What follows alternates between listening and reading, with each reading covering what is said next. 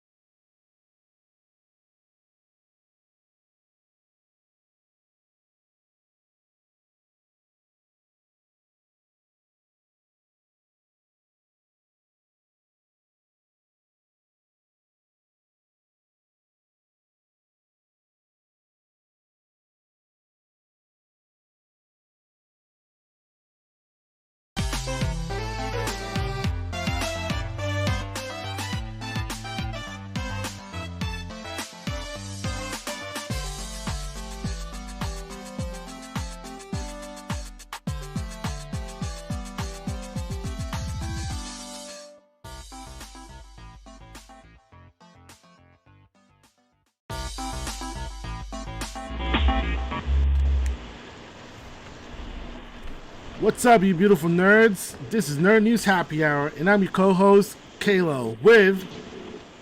Shauna! Uncle Black! Ernie. And I'm Kyle from Dragon Ball Super Dope. Woo! Welcome, Kyle. Sorry, I'm just adjusting the cameras over here. Oh, man. Adjust away. I'm happy to be here. Thank you for having me, guys. I appreciate you. I called in last week, monopolized some time, and you were nice enough to let me hook up a camera this week. Well, every great anime has, silver episodes, so we have, and basically, right? You also want to do a crossover with. Kayla, did you kill the music? Because I'm having a tough time hearing Sean over the music. Yeah, I just killed it. I think he just cut it off. Alright, word, sorry. I didn't hear most of what you just said, Sean. Sorry to start off the stream that way. You know what? Look, let it be said that it is not under News Happy Hour podcast if you don't have some kind of technical difficulties. Oh, wrong saying that we've got some echoing somewhere. Hold on. Yeah, it's me. Is it on my voice? Could be on my voice. It is Kyle, yep. Yep. I fixed it. It's all good. Is it good in the hood now? Alright, cool. Good to know. We good? I got Brian Melchiori in my chat. What's going on, Brian? Melchiori. Tell me how sound is.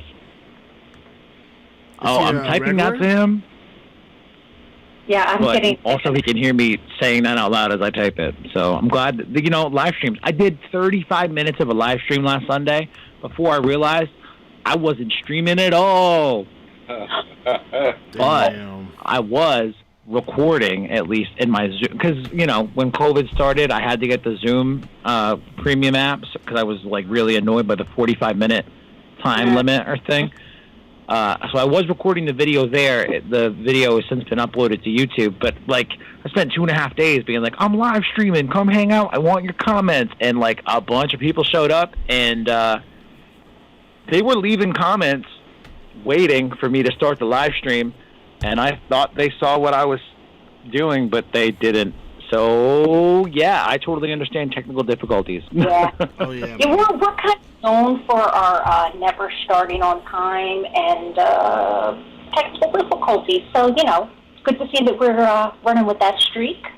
Good company, baby. Long says that we sound good. So, I think. Yeah, I got something to say to Long. Yeah, no. What is it now?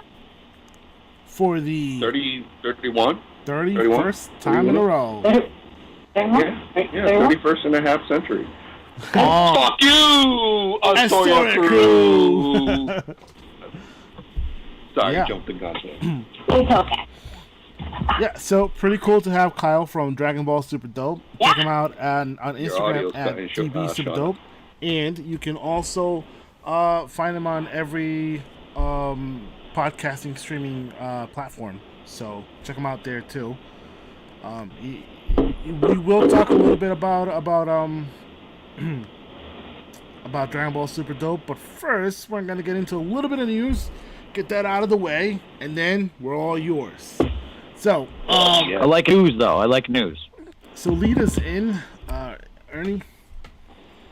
Now that's gonna hurt. Remember last week we were talking about how PlayStation Plus gave $10 to the users. We thought it was everybody.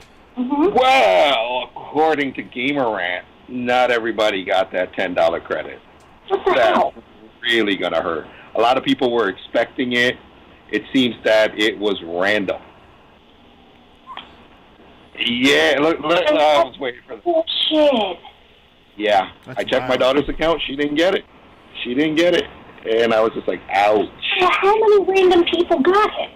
I don't know. Now, rumor is that it could be just one-time random, or they could just be doing like a soft release slowly but surely, giving it to people at different times.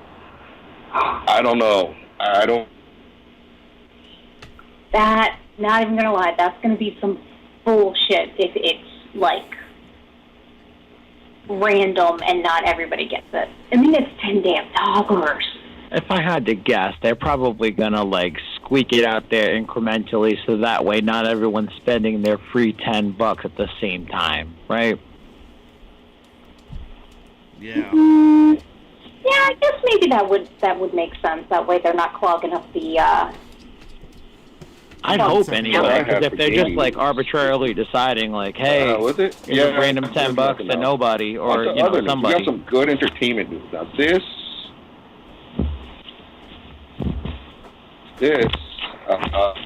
am I stuck?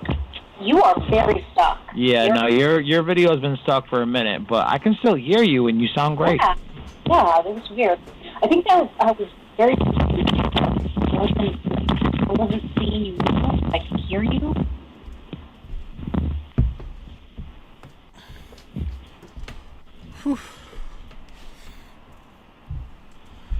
Why is it, what? Remember those technical difficulties we were talking about?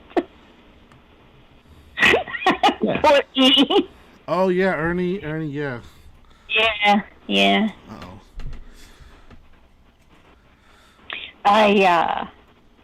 I think E is pulling another one of those Jay Giles band. He's probably Yeah. freaking out. Yeah. So we were on the $10 PlayStation credits. Certain people got it. Certain people didn't get it. This really sucks. Oh, Yeah. I think he's coming back. Oh. All right. And then the next bit of news is Choose Your Own Adventure. Batman Death in the Family interactive film puts Robin's fate in your hands, which is going to be pretty cool to be able to play as... That's pretty neat. Go ahead. Oh no, I was just like, that's pretty neat. Now, which Robin do you get to play as? Well, I'm not That'd be sure Jason which Todd, one. right? Death in the Family is the story arc of Jason Todd getting killed. And the thing was, back in the day, it was like 87, 88, they left it up to, that's probably why they're doing it now, they left it up to the fate of the fans. They opened up a 900 number, and they were like, call in if you want Jason to live or die. Dang. And a part of, there goes my camera, and a part of some of the mystery around that whole thing was they think that some like early version of an auto dialer was used by some asshole who really hated Jason Todd, and that's why he got killed, and ultimately we got the Red Hood. So I'm interested to see what they do with this version of the film. Although I can't really think of like anything. I'm sure something exists, but I don't know what it is. What's the precedent for something like this? Is there anything else that exists, like a choose your own fate thing? Yeah. Or Yeah, didn't they, wasn't there a TV show on, that was a choose your own episode? Yeah. Oh, like a Netflix show or something? Or? Yeah, it was like a Netflix or Hulu or something. It was a choose your own episode thing, or choose your own adventure kind of thing. So I'm pretty sure, though, if it's a Jason Todd choose your own adventure, he's gonna die again. So he's gonna get crowbarred to death and turn into the Red Hood. So this is gonna be an interactive Blu-ray presentation. So it's not even. I think it's just gonna be like part of the DVD. That's cool. Interesting. Very interesting. Well, that's that. And we're also getting a prequel to The Witcher, which is going to be called Blood Origin, and it's going to take about, I think, 100 years before Geralt. I'm not sure, or actually Geralt might, he'll be like the first Witcher, or the last Witcher. I'm not sure which one, so got to check up on that one. Yeah, I thought he was supposed to be the last Witcher, or at least one of the last. Yeah. Hi, Geralt. Andree's on. He's watching us. Nice. That's what's up. All right, am I good now? Yeah, you're good now. Yeah. I think you're great. Thanks. Aww. You feel the love just exuding everywhere. So you were talking about The Witcher. The Witcher. Yeah. All right. So now, all right. So, yeah, I'm excited for that. That Batman Death in the Family, choose your own adventure type. If you watch the trailer, that shit looks fucking hot. It was kind of reminded me of Bandersnatch, that Netflix one. Yeah. That's what I was talking about. That's what I was talking about. Yes. But yeah, no, the Witcher one, it seems cool. Did you? I meant to mention this story a few weeks ago, and I completely skipped it. So I don't know how many people out there or are fans in Videoland have Watch Anywhere or Movies Anywhere. So Movies Anywhere is like a service where you know when you get those digital codes when you buy a Blu-ray. Yeah. You upload it to most theaters, most studios have a partnership with Movies Anywhere. It's a Disney app, but you put your codes there, and with the app, you literally could take your movies anywhere you want to go. A few weeks ago,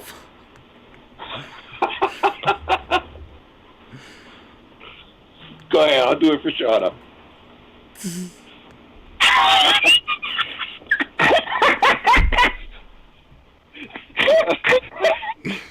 This dude, yeah. Oh, shit. Good shit. So, Movies Anywhere, you take your DVDs anywhere you want to go. With certain cable services, you can actually watch that content on a cable box. So they are now, a few weeks ago, I got a pop-up saying, hey, you could now do watch parties and lend your videos out to people that you know. Now they're letting you do a full watch party with up to 9 guests. So again, keeping the whole COVID into it, where people just watching movies together. So if you got a good library, that's dope. That's pretty neat. Star Wars on mine. Yo, I don't know why your cameras keep moving up and down. These cameras are all kinds of wonky. Yeah, I don't know. Just doing what you want. Apparently, they don't give a fuck. They're just gonna be like, bloop, bloop, bloop, bloop, bloop, bloop. No fucks given. No. Yeah. Not at all. Yeah. So it's gonna be one of them nights. All right. yeah, it's gonna be one of them nights. Oh my god, deadass. Yeah. So Universal and AMC agreed to shorten theatrical windows to 17 days. 17 days. And then after that, what? They go straight to DVD or what's up? Straight to cable, straight to whatever they want to do with it. It also, this agreement also allows them to pick and choose what movies AMC gets. So what that's telling me is that AMC, who was standing high and mighty and we're getting rid of Universal movies, Your knees just buckled, baby. And now they're just backpedaling, and now they're going to be playing Universal movies. Well, they realized, you can't. You're going to shoot yourself in the foot. Right now there really is. There's room enough in the boat for both, for movie release and a direct to streaming, direct to DVD service. I mean, there is.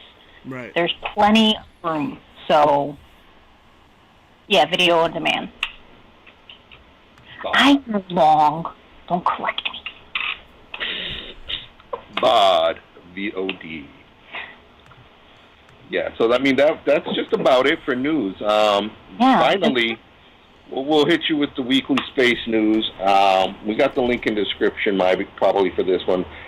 Virgin Galactic spacecraft now has 6 passengers. They showed off like what the inside of their Virgin Galactic,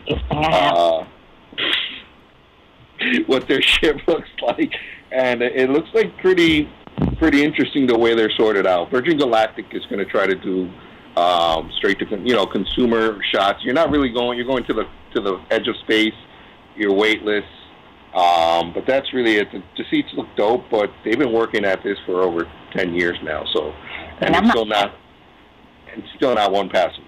But, I mean, if they need like guinea pigs, I'll go. I'll do it. Okay. Hell yeah. If it's free. Come on, you and me. Let's go. Nothing's free in America. Yeah, bro. right. Well, no, that's what it's going to cost you. Could cost you your life. Yeah. Not like to pay for to be out in space. Fuck that. I'll colonize the space. Shit. Whoa. I'll get down with some aliens. Why not? Shit. I'll be like, yo, what's up, fam? Little I'm Kalos an running alien too, around. right? Little green Kalos running around. Shit. Shout out. Logan was a success, so, Right.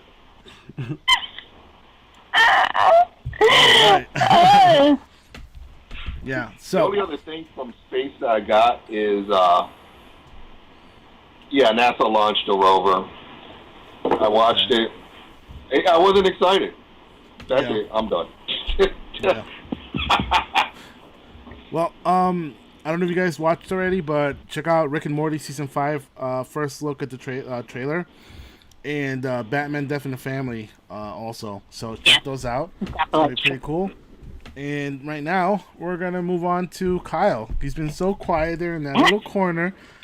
Yeah, sorry, no. Mostly I'm just dealing with like sound live stream issues. Like you guys have given me the opportunity to troubleshoot some sound with some members of my chat. Big thanks to Brian Melchiori and Chris Fournier.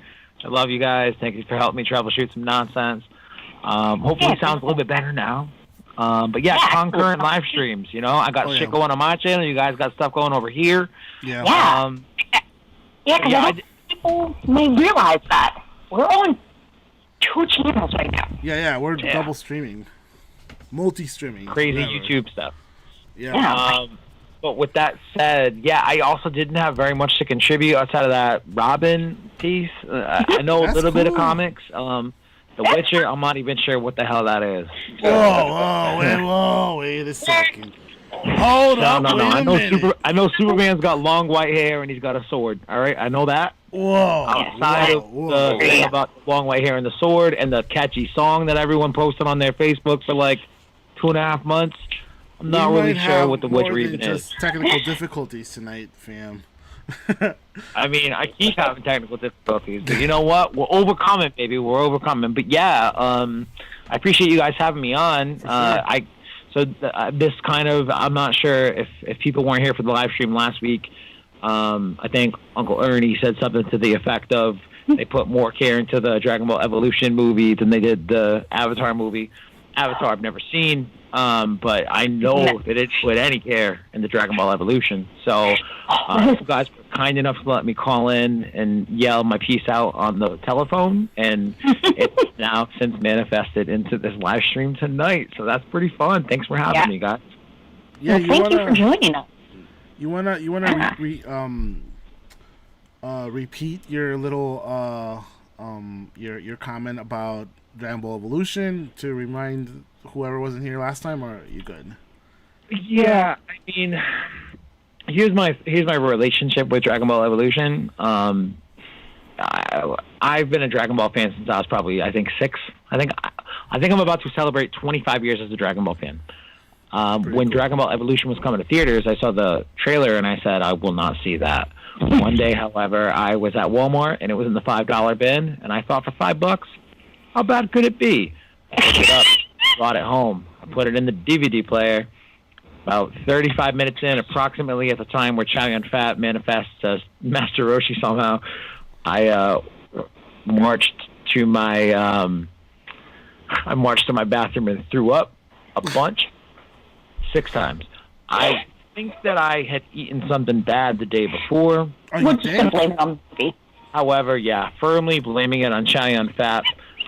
Never was able to finish watching the rest of the film until years later, once we'd started Dragon Ball Super Dope. We'd started that in 2017. I think I watched it, I guess, around 2018 for the first time in full, and it was particularly bad. I didn't throw up, an improvement, but I've since watched it like 2 or 3 more times, and man, I can confidently say it is a film that I unfortunately know well enough to be able to say confidently. That film sucks. I didn't put any care into it, Uncle Ernie. You misspoke last week. I'm glad that I'm here because of it. Yeah, I don't. I saw the trailer. Like, I got excited when I heard that they were making it, and then I saw the trailer. I'm like, no. All I could think of was Death Note all over again. I'm like, nope. Oh, yeah. I actually did do a Netflix Death Note podcast episode as well, some point a year in the last year or two. As part of our Patreon page, we did basically every episode of Death Note. I say basically because we recorded all the episodes, but we lost the last couple. Not the good Death Note anime. The live-action movie, Death Note. Well, we did that coverage of the Netflix movie in conjunction with covering anime. Okay, good, yeah. 'Cause I was going to say, like, whoa, no. The anime was good. I found it. Anime's great. Well, most of the anime is great. Well, yeah. Once Nier comes in, I'm like, listen, Nier, you're just a second-rate L, and it makes me hate your guts. And I don't care that you're playing with toys and trying to endear yourself to me, because L's dead, and I'm still upset about it. There's nothing you can do. Spoiler alert, by the way. Oh, shit, did I just ruin Death Note? Oh, no! Spoilers. Oh, sure, there's somebody out there who hasn't watched In all seriousness, if you haven't watched Death Note and you're upset that I just spoiled it for you, don't be upset with me. Be upset with yourself. Exactly, yeah. I mean, at this point, it's been around long enough that... Yeah. You're fucking up. Why don't you go watch the Death Note Netflix movie with Light Turner or whatever Light Yagami's name's supposed to be. It's terrible. The only good thing about that was wasn't William Dafoe. Oh yeah, Willem Dafoe is like the only sort of redeeming thing, but he's just so CGI'd up and he's not used often enough. Like, Ryuk is a very central figure in like the first third and the last third of Death Note. He's kind of not there in much of the middle, but yeah, Willem Dafoe is. You could have written him in like 10 more scenes somehow, and it still wouldn't have been redeeming enough to, make that movie watchable. It's bad. And they also left it open to make sequels. Oof, it's gonna be so bad. They make they're not. They make sequels. No. Anyway, I just went off on a Death Note tangent. Sorry to hijack the freight train. All right, that's what happens with us. That was all the time. Me so, too. what got you to, like, what inspired you? What drove you to start the Dragon Ball podcast? Yeah, good question. Thank you for asking. I guess I just got into podcasting, just consuming them first, and, probably around like 2015, and was listening to them enough that I I started to think about how I would ever, if I ever were afforded the opportunity to make my own podcast, this is how I would format it or whatever. Around the same time, Dragon Ball Super came back in 2015, and I had a couple of friends that I was talking with every weekend as the new episodes debuted. I had the opportunity to invest in some microphones and some recording equipment, and because me and my friends were chatting about it anyway, I said, hey, just come over, I'll grab a couple beers and we'll record it, and I can learn how to edit sound and post and distribute podcasts, because that was all very much a mystery to me. It's still something I'm learning about every day, for sure. And I just thought it would be that. I thought it would just be a way to learn the process of podcasting. But Dragon Ball was like the hottest GD thing in the world at the time. And because we were posting about Dragon Ball content, we managed to make it in front of some people, and some people liked us enough to stick around, and we have like a cool niche little audience that I fucking love.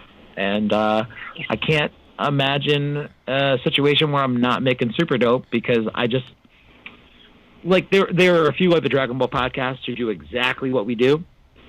And I think the thing that is the most fun about what we do is the interaction between me and my buddies, whichever person I have come on and co-host the show each week, but also the interaction between the fans who like us enough to keep tuning in each week. So that's how, 3 years, we're going to be doing a 3-year anniversary show in a couple of weeks.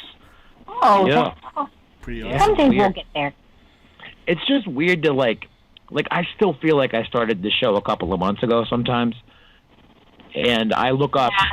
Yeah. I feel like that about life in a lot of different ways, though, not exclusive to Super Dope. Mm-hmm. But when I think about Dragon Ball Super Dope, I'm like, yeah, it's that thing I started with my friend. Oh, that's right, the series has been off the air for almost 2.5 years, and you're still doing the thing. Like, we still talk about Dragon Ball stuff sporadically as it's available, but we've also kind of gone into My Hero Academia territory with that anime each week as the new seasons are on. We do some of the Marvel stuff, more general nerd stuff. We do Godzilla movies occasionally. I'm also doing a Japanese Spider-Man podcast right now from 1978. If you've never watched that series, you're missing out. And it's also the precursor to the Mighty Morphin Power Rangers of the 90s that we all know and love. Yes. The reason we have the Megazord is because we had Japanese Spider-Man and Leopard on. So I'm doing a podcast about that right now as well. The last 3 years, man, I've made a lot of podcasts. It's fun. I love it.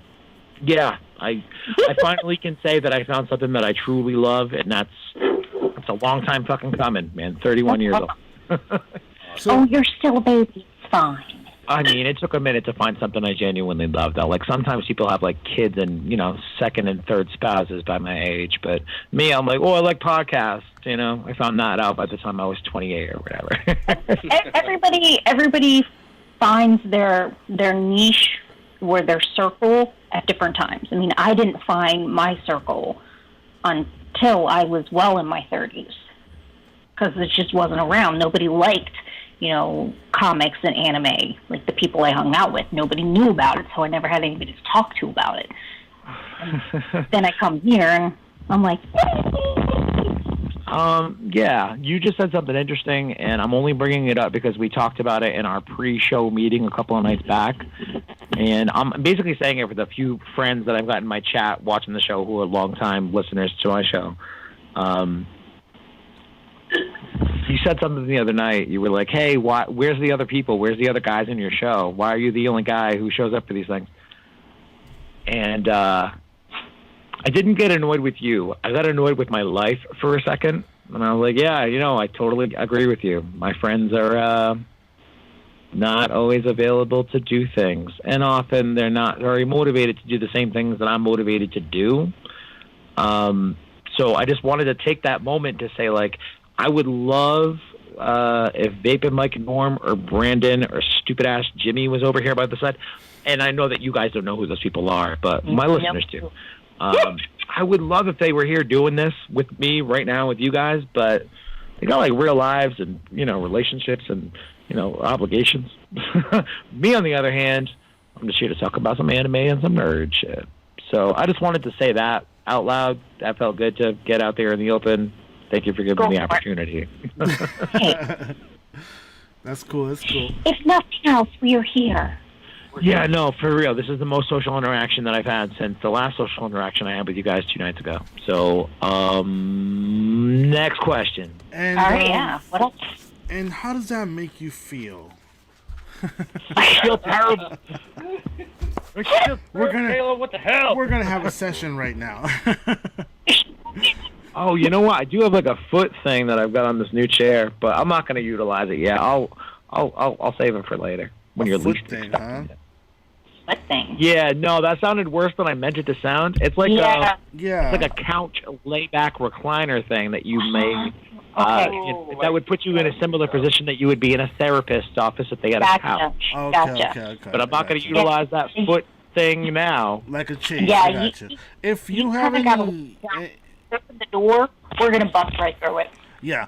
If Oh no, Kool-Aid man. If there's anything about feet that you want to talk about, go to Ernie. He's all about that stuff, you know. So. Yo, let me talk to you, Ernie. Let me tell you, feet are fucking gross. All right, they are literally the worst thing on God's planet Earth. When I look at people's feet, when I look at my own feet, I get repulsed, and I have to put on socks. Feet are gross. And then, even after I put on the socks, I say to myself, put on shoes too, because that's not enough. You can still see like the outline of your fucking stupid, boring, looking feet. God, Don't do it. You already did it once. Don't do it again. What? Am I swearing too much? Is swearing too bad? Oh no! Oh no! What did James' dad say about me? Oh my God! The potty mouth, the pirate mouth. Pirate mouth. Yo, I should have totally cleared this with you guys prior to swearing. No. How's that? No. That's cool. No, I swear like a fucking sailor on shore. All right, just make it sure, because not only am I going to continue to swear, but also going to continue to be repulsed by feet. Feet are so gross. What the hell? Yeah. No, we were laughing because he likes the smell of socks. So. What the fuck? You want to smell my totally socks? missed it. Yeah, he was awful. You did this shit on purpose the first time. I have somebody asking me when did this turn into an intervention. I'm not sure if this is an intervention on me or on E for his sock smelling weird shit. No. I'm going to tell myself that it's about E and not about me, because it's never about me. Oh man. Anyway. I got a question Sorry. about what you said. Oh, you got How come you chose My Hero Academia as your other biggest talking point and not some other? Because like we have One Piece, right? We have Naruto. Mm-hmm. You could have gone with those, but My Hero. I mean, and don't get me wrong. I'm not questioning you. I absolutely love My Hero, man. I am in love with that show. But what made you choose that? I love this question. So, it's for the two specific animes you cited, Naruto and One Piece. For me personally, the barrier of entry to those shows is so over the top. The commitment to catch up and be current, to be able to know what's going on in those things currently. Yeah. Just like the idea of it, to me, is overwhelming. And I'm not somebody who has a ton of time to allocate to that anyway. And plus, those two are very famously associated with Dragon Ball in the sense that they are directly influenced by Dragon Ball. And I've watched probably the first 30 episodes of One Piece one time in like a 2 or 3 day span. It's not really in my brain, but I do remember thinking to myself, I see the elements of Dragon Ball in here. It's only the first 30 episodes, over 900 episodes now. It's very much developed into its own thing, but again, it's just too much for me to try to catch up on. Same with Naruto. And again, when I see those two things, I'm just like, yo, Dragon Ball is the fucking shit, and I already love that, so I'm just going to keep loving Dragon Ball. How's those apples? Those are the apples. My Hero Academia, though, I'm not well, I do know who sold me on the on watching it. It was my friend Carlton. Tons of fun. He is my best friend since I'm 11 years old. He's one of the gayest dudes you'll ever meet. He's also a reformed furry. And he's now a pup, like a leather pup. That's reforming furries are a thing? Whoa. Yeah, dude, like people who are furries and then they decide that furries are fucked and they don't want to be a furry anymore. That's Carlton, reformed furry. He renounced his furrydom. Yeah, but he still has like a really nice furry suit that cost him like $4,000 that he got imported from Russia. I had to sign for it when it came. It was very strange. Yeah, they're not going to. So was he into like ICP before and such? No, Carlton's never been in. Oh my God! Imagine a fucking reality. Imagine a timeline in which Carlton's a fucking juggalo. Oh my God! Well, you know, he did get the one guy from ICP got a fursuit made custom with his like makeup on it because one of his kids is a furry. But does dude fucking it? That's the question. Well, not all furries fuck in their suits. It's not. Well, when they do, yes. So. But when they do fuck in their suits, they're fucking in their suits. And when they do fuck, it's called yiffing. Also, I've learned that many furries have cooling units built into their outrageously shaped heads because, you know, how couldn't you get super hot in there? Because, you know, a lot of the good suits, costumes have some kind of AC fan unit going on in there. Oh, yeah. Very intricate stuff. So anyway, that's all a long way to say. My best friend since 11. 20 years now. God, I hate Carlton. He is one of the biggest anime nerds in the world. And he's been trying to sell me on Black Clover and My Hero Academia for a long, long time. He eventually got me to watch the first, 4 or 5 episodes of My Hero Academia. When Super Dope started, it was in a spare bedroom I rented at his mom's house at the time. I'm very close to everyone in his family, him, his 2 siblings, his mom, just my entire life. So I rented a room there. That's where we made Super Dope for the first year and a half. Eventually, Carlton had to move back home and lived on the other side of the wall. So there's like a good stretch of episodes of Dragon Ball Super Dope where Carlton's just asleep in the other room, and I just yell shit through the wall at him. It's some of the funnest stuff. But he came in the room one day. Every once in a while, he'd come in and actually hang out and, you know, make a drink and make me watch anime. I watched the first 4 or 5 episodes of My Hero, and I was sold on it. Like, the character of All Might really hooked me. I could see the parallels of All Might. The obvious ones are with Superman, but there are obvious ones with Goku as well, in my opinion. Yeah. And then you just take the dynamics. There's like a lot of interesting dynamics in that show that automatically hook me that are kind of, it's like a combination of other things I already like. So you've got the superhero aspect of things. All right, I'm a Marvel nerd since the day I was born.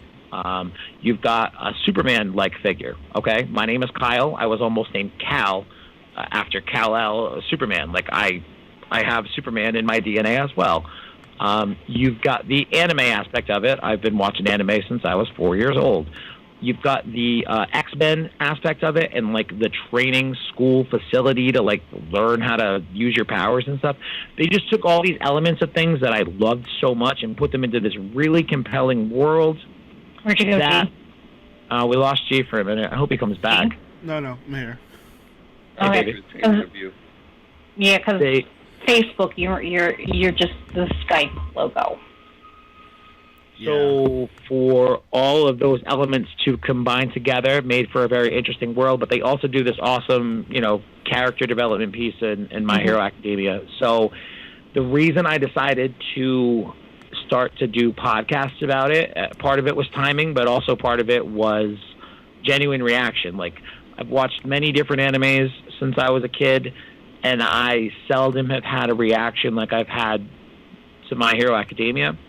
At the same time, Dragon Ball Super had been off the air for a little bit, and this is one of the hottest properties there is out in anime. It was kind of a perfect storm in terms of decisions, and I didn't feel bad doing it because I know I love that show. Most of the things that we see on screen right now, actually all of the things, are all Dragon Ball things, but I mean, I got a little Mirio just right here off screen. I've got a big All Might over there. Is Mirio going to be on camera with Vegeta? No, probably not. Maybe right there. Anyway. Do you collect a lot of action figures? Oh, dude. All right. Yeah, hold on. I'm kind of glad you asked, but also sort of embarrassed that you asked. Why? So Does he not know about my obsession with Baby Yoda? So you can see all of these things over here. Mostly Bulma, those are just the ones that I chose to set up for you. These are mostly just figures that I've bought probably within the last year that I just really like for whatever reason, not particularly rare or whatever, but I just like them. I've been collecting Dragon Ball figures, though, like Japanese import stuff and stuff that was brought into, like, American toy stores back in the late 90s, early aughts. It was basically the same line, and so they moved to Jax. Eventually started making their own American-based stuff, but for a long time, it was just Japanese import stuff or, like, recastings of those. I've been collecting those my whole life, and I still have a lot of those, but since the plague started, I developed this really terrible habit of just going on eBay and looking around for used Dragon Ball figure lots and buying big-ass boxes of figures that, in a lot of cases, I have some of, but, I'm very strategic. Like, I don't have these ones. This one's kind of rare in there. Ooh, wow, this one's worth $30, but I can get it in this lot of 10 figures for fucking $40, whatever it is. I have a lot of figures around me, but I try to use them for, like, social media stuff, for, like, Instagram Live posts and shit. I've got an entire bag. This entire Target bag is full of toys and packages that I've yet to open, and they're mostly Dragon Ball stuff. Actually, some My Hero Academia stuff. Because we're on the subject, bought this Bakugo the other day. Not Bakugo, Todoroki. Nice. Didn't they get you a Hero Academia toy from GameStop G? Yeah. I have the full collection, too. Should have bought the Kirishima. But I bought the Todoroki because I knew all the young girls would like the Todoroki. But there was one left to that, minus the 5 to Kirishima. I have a much better chance of finding a Kirishima in the wild again as opposed to a Todoroki. So that's what made me buy this one instead. What did you buy? What did you get? Oh, I got the Bakugo. That's what it was. Yeah, from Taunton. That he got. Nice. This I But got. to get back to Dragon Ball, I got this Broly Dragon Stars as well. Yeah, Dragon Ball Super Broly was a great friggin' film, man. That was. I hated the character of Broly going into that movie, but Oh, really? Well, they sure. punked him out too many times. We'll get to that on your show, but they punked him out too many times. So this is what I have. Is my Vegeta. Yo, why do you have that? Do you have the rest of that set? No, this is circa 1998. Bandai import. Dude. Yeah, that's luminescent yellow hair. Like, that's the hollow yellow hair. That's part of the Grail trilogy, bro. You know what that is? Yeah. You know what that is? That's the vest that comes off, right? No, yeah, but Oh, that's wow. part of a... Yo, I used to have him in Trunks, dude. Oh, my God, yo. Yeah, I was going, and I'm known to go through boxes of my collectibles, and I had found this. I pulled this out like about a few months ago, and I was like, oh man, I got to bring this to the show. And it's been sitting, it's just been sitting there for a while. Is that yellow solid yellow, or is it like kind of translucent? No, it's solid yellow. All right. Oh.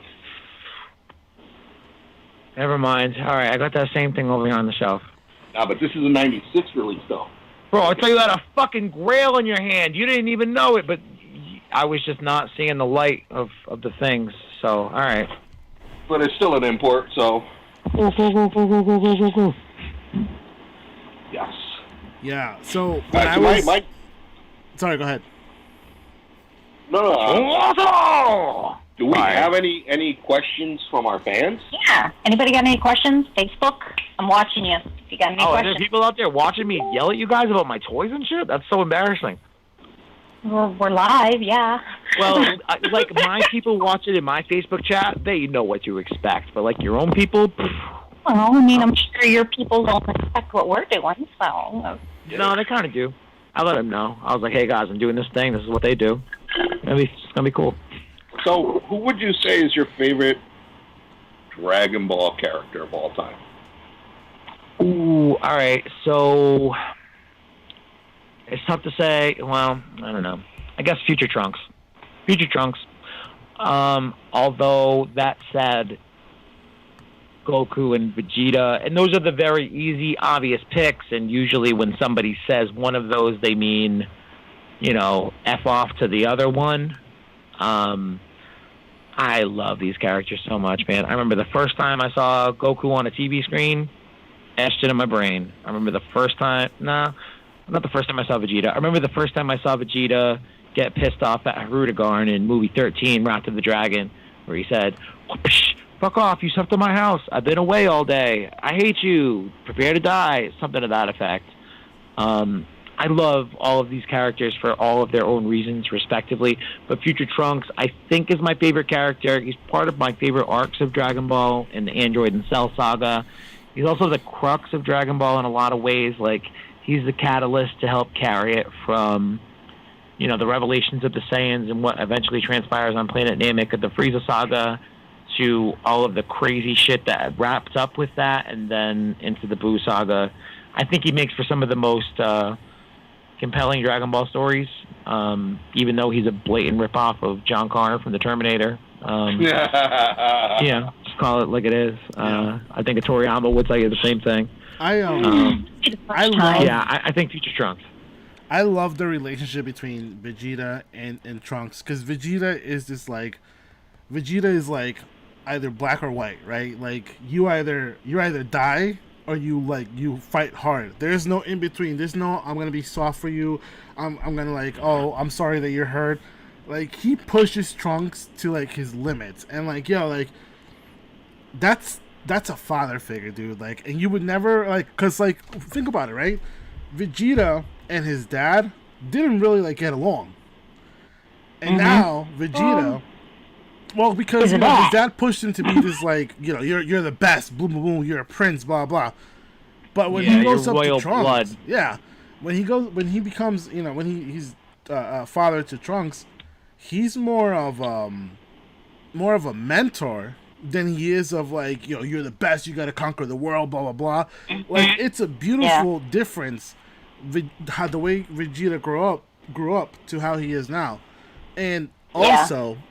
How do you feel about Trunks and May relationship? Well, that we see, but How do you feel about that shit? Before I go, Ernie, based off of the sounds you're making, it's obvious you feel a way about this. So please tell me how you feel, Ernie. Fucking pedophile. You went there. Yes. There's no way to make it not a creepy thing, right? I don't care if Dragon Balls are involved or not. Oh my god, when he came back in Super, during the Goku Black saga, and he's like, my. Oh man, that was just the weirdest shit. So how old was Trunks there? Well, because he came back from the future, he actually got to meet himself. It was just the weirdest shit to see. You have Future Trunks come back. He's there, and he's giving himself advice on dude, you're a sicko. I don't know. It's just, even though he's one of my favorite characters, that was just a little bit weird to watch. Here's the weird part, right? Why? Okay, we know what we know about time traveling and whatnot, allegedly, right? Why would he tell him about Mai? How does time travel work in Dragon Ball? Because he said he went from dimensions. He went to a different dimension, right? It's an alternate timeline. So why would he tell little Trunks about May? Why would he do that? I don't know. You don't cross. That's like a rule. You don't. Yeah, you don't interact with yourself because you could change the future. And that was huge. But that's only if things are in a concurrent timeline. Dragon Ball timeline logic is similar to how they did it in Avengers Endgame. One thing happens and it spews off, or Back to the Future 2, it spews off into its own alternate kind of timeline or whatever. So it doesn't matter if he interacts with his younger self, because it's not going to change the things for the future self for him growing up. You know what I mean? It's not going to... Him interacting with his younger self isn't going to change his current state. You know what I mean? Now, Gotcha. Yeah. I got a different theory. He doesn't run the risk of like having himself be erased from a picture if he cock blocks Vegeta from banging Bulma one day. Cause alternate timeline. Yeah. I got a different Word. theory. I think that he had a thing for May no matter what, right?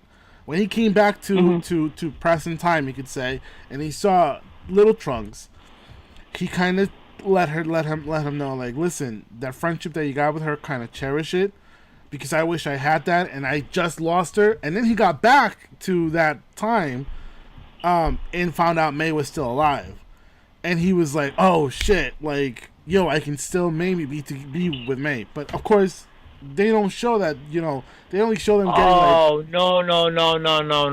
Are you talking about when the arc all wraps up and what happens to them eventually after Zeno presses the erase button? No. This is before Black and what's his name? Zamasu. Yeah, someone. Yep. Before they wrap up, because right now I remember Vegeta got like stabbed, right? Yeah. So they leave. They go back to present time, right? So that's what I'm talking about, because I haven't seen past that. Oh. You got to be quiet about that erase button then. Yeah, it doesn't matter. I'll forget by tomorrow. It's good. You watched Vegeta get stabbed in the chest at the height of the Goku Black arc and didn't watch beyond that? Did not yet. Oh, man. What do you mean, not yet, dude? The shit's been out for like 3 years. What do you mean, not yet? I've been watching other things. That is and, literally yeah. Dragon Ball Super at the pinnacle. How do you stop watching there? If you stop watching 30 episodes before, I've been like, yeah, that makes sense. If you stop watching 30 episodes after that, I'd be like, yeah, that makes sense too. That makes sense you too. Stop watching there? What the fuck is the matter with you? I have so much shit going on. I don't have time to like sit down and watch like TV all day, man. It's like maybe I'll watch one episode a night. 2 hours and 12 minutes. I don't know the math. 2 hours and 12 minutes? No way. 22 episodes a piece, bro. Yeah, if you want to get like real economic about your time, just shave off the openings and closings, which you shouldn't do. Otherwise, it doesn't really feel like you're watching anime. You have to watch all of it. Mm-hmm. I have to watch the preview for next week too. I don't give a shit. True. You sure change yourself. Anyway, I'm sorry I just degraded you on your own stream, bro. I'm just like, It's really, fucking Dragon Ball. It's good. Like, dude, what the hell? You stopped at Z. You you don't know what's in store. You don't understand the thing that Vegeta does, like, the week after that. It is one of the greatest Vegeta moments in 30 years of having Vegeta as a character, man. Is that why they focus just on Vegeta from now on? Do you understand where you miscalculated? I know that you think that I'm saying that to you, but that's the thing that he says to Zamasu. Yes. And right after that is one of the most epic Vegeta moments of all time. I just rewatched it last week for the first time in a minute. Yeah. It's so good. I think now go watch it. Go watch it now, because now watch it. I'm watching it. I was watching it last night, so that's what I'm gonna watch next. But I'm just trying to catch up. Oh shit! Oh man! Did I just ruin what's gonna happen next week on Dragon Ball Super? I don't care. I'll watch it. I'm not the kind of person who gets upset about that. I don't give a shit. Yeah. I'll watch it. Yeah. Next question. Dragon Ball Super. So, all right. So there was a theory also though that like that's why they're focusing more on Vegeta, on him becoming like a little bit more powerful than Goku. Is that actual thing or not?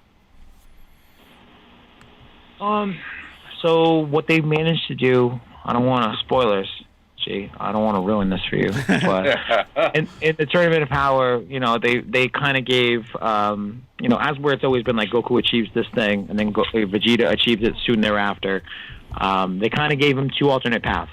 So Goku starts walking this path of Ultra Instinct. He goes through the Ultra Instinct Omen or Sign, and then the rest of the Tournament of Power, he's trying to perfect that to be able to defeat Jiren and win.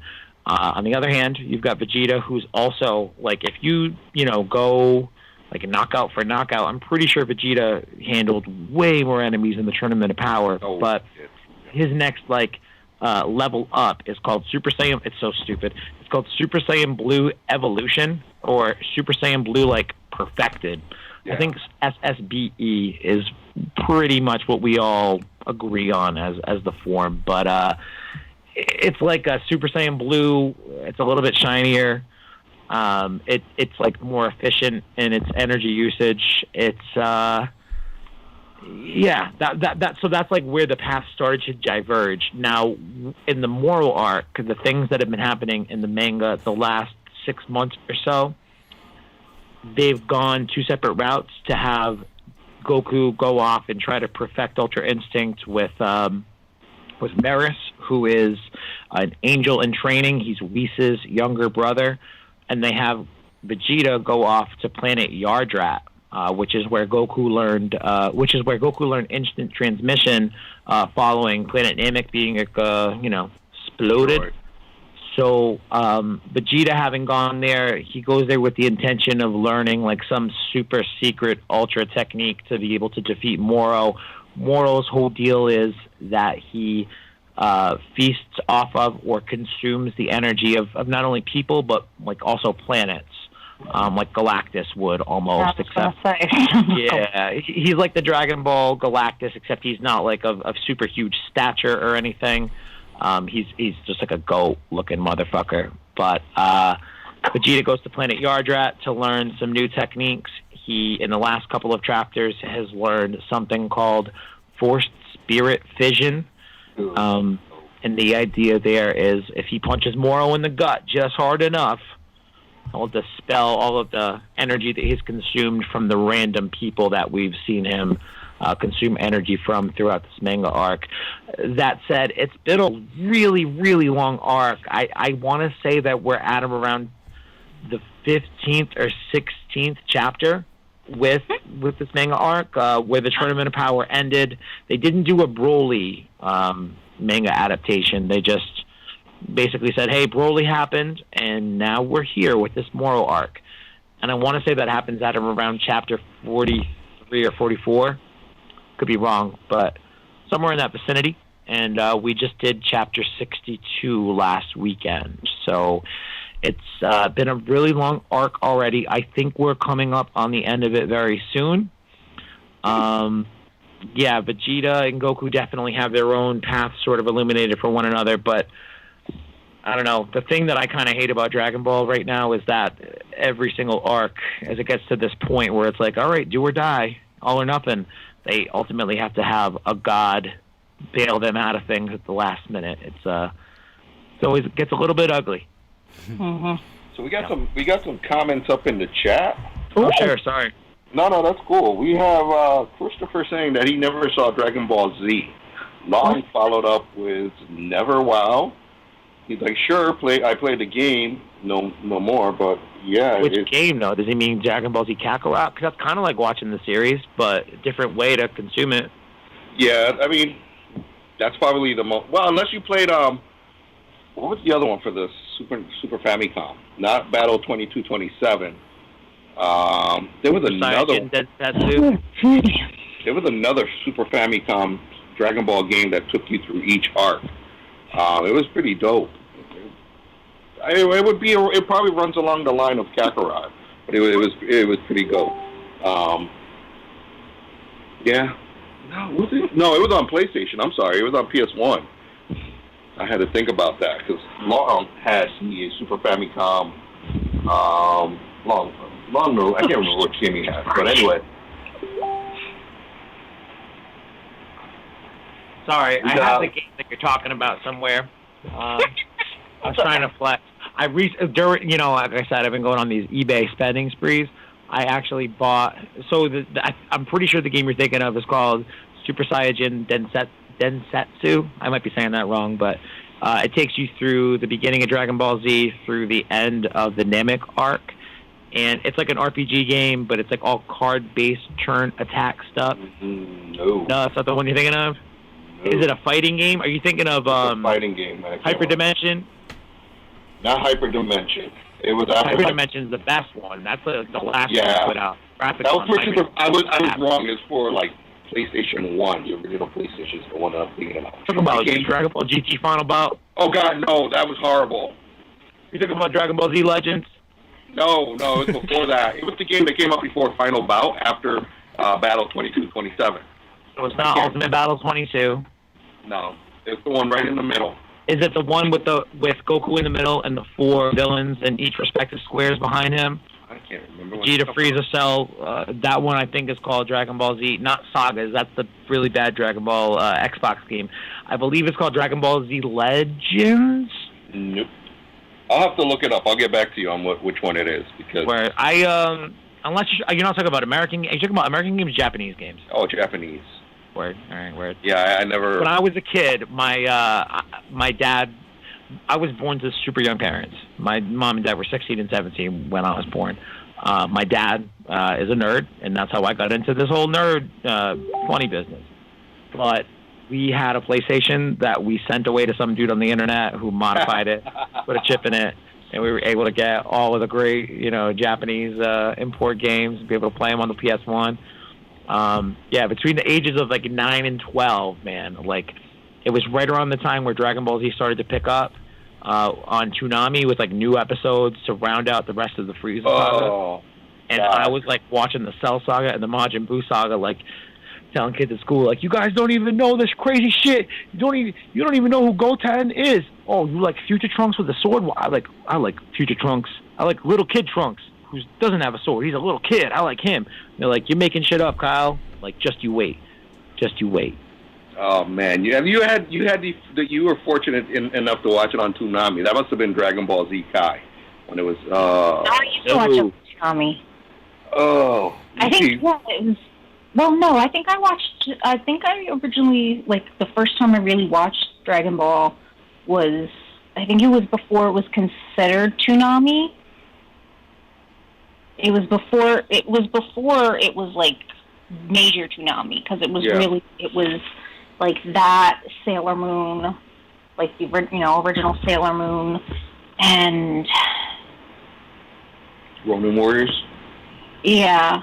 Samurai Pizza Cats, probably. Oh, that was a good show. It is before that. I think I know, because like, they would play like Tenchi Muyo and Love the movie. It was back when the anime was either at the butt crack of dawn or like late ass at night. Like, before it became official. It wasn't normal viewing hours. Like, you had to either stay up mad late or get up real early to watch it. Yeah, Shauna, we're dating ourselves. They're youngins. They don't remember that. No, I totally remember that. I just remember that through the scope of my dad, who was experiencing the same stuff. But mm-hmm. I do remember my first experience with Dragon Ball. I figured it out the other day because, spending time alone. 12/2/1995, episode 13 of the first Dragon Ball series. I'm pretty sure that was my first experience seeing that thing. But that was before it was Toonami. That was before it was even Dragon Ball Z. That was the first. They brought over the first 13 episodes and decided, this mm-hmm. isn't really catching on. Let's just fast forward to Dragon Ball Z. Mm-hmm. And they aired them on like the local UPN affiliate or whatever the heck it was in my area. Again, like you said, like 6 o'clock in the morning, I think on like a Sunday. Like, mm-hmm. and that started the process of me trying to wake up every single Sunday as early as I could to see the next episode. Unbeknownst mm-hmm. to me, they weren't making those episodes anymore. And eventually the next one I did see was Goku already dead, because I didn't wake up every Sunday on time. But he was already dead running down Snake Way. Yeah. And I was very confused. Yeah. But then again, like, you'd get up and you'd watch an episode and be like, wait a minute, I already saw this. What happened? And it's like they hit the reset button and you're back. You've gone back like 3 or 4 episodes and they restart the series again because they weren't bringing anything really new over until it really started blowing up. And then they're like, oh shit, people are actually going to want to watch this. So I lived in Guatemala for 4 years prior to 2001. And in Guatemala, Dragon Ball is like the American flag is to America. People go nuts over Dragon Ball Z. They love Dragon Ball. Like I'm telling you, like they make piñatas of Dragon Ball. They make board games. They make parties. People dress up.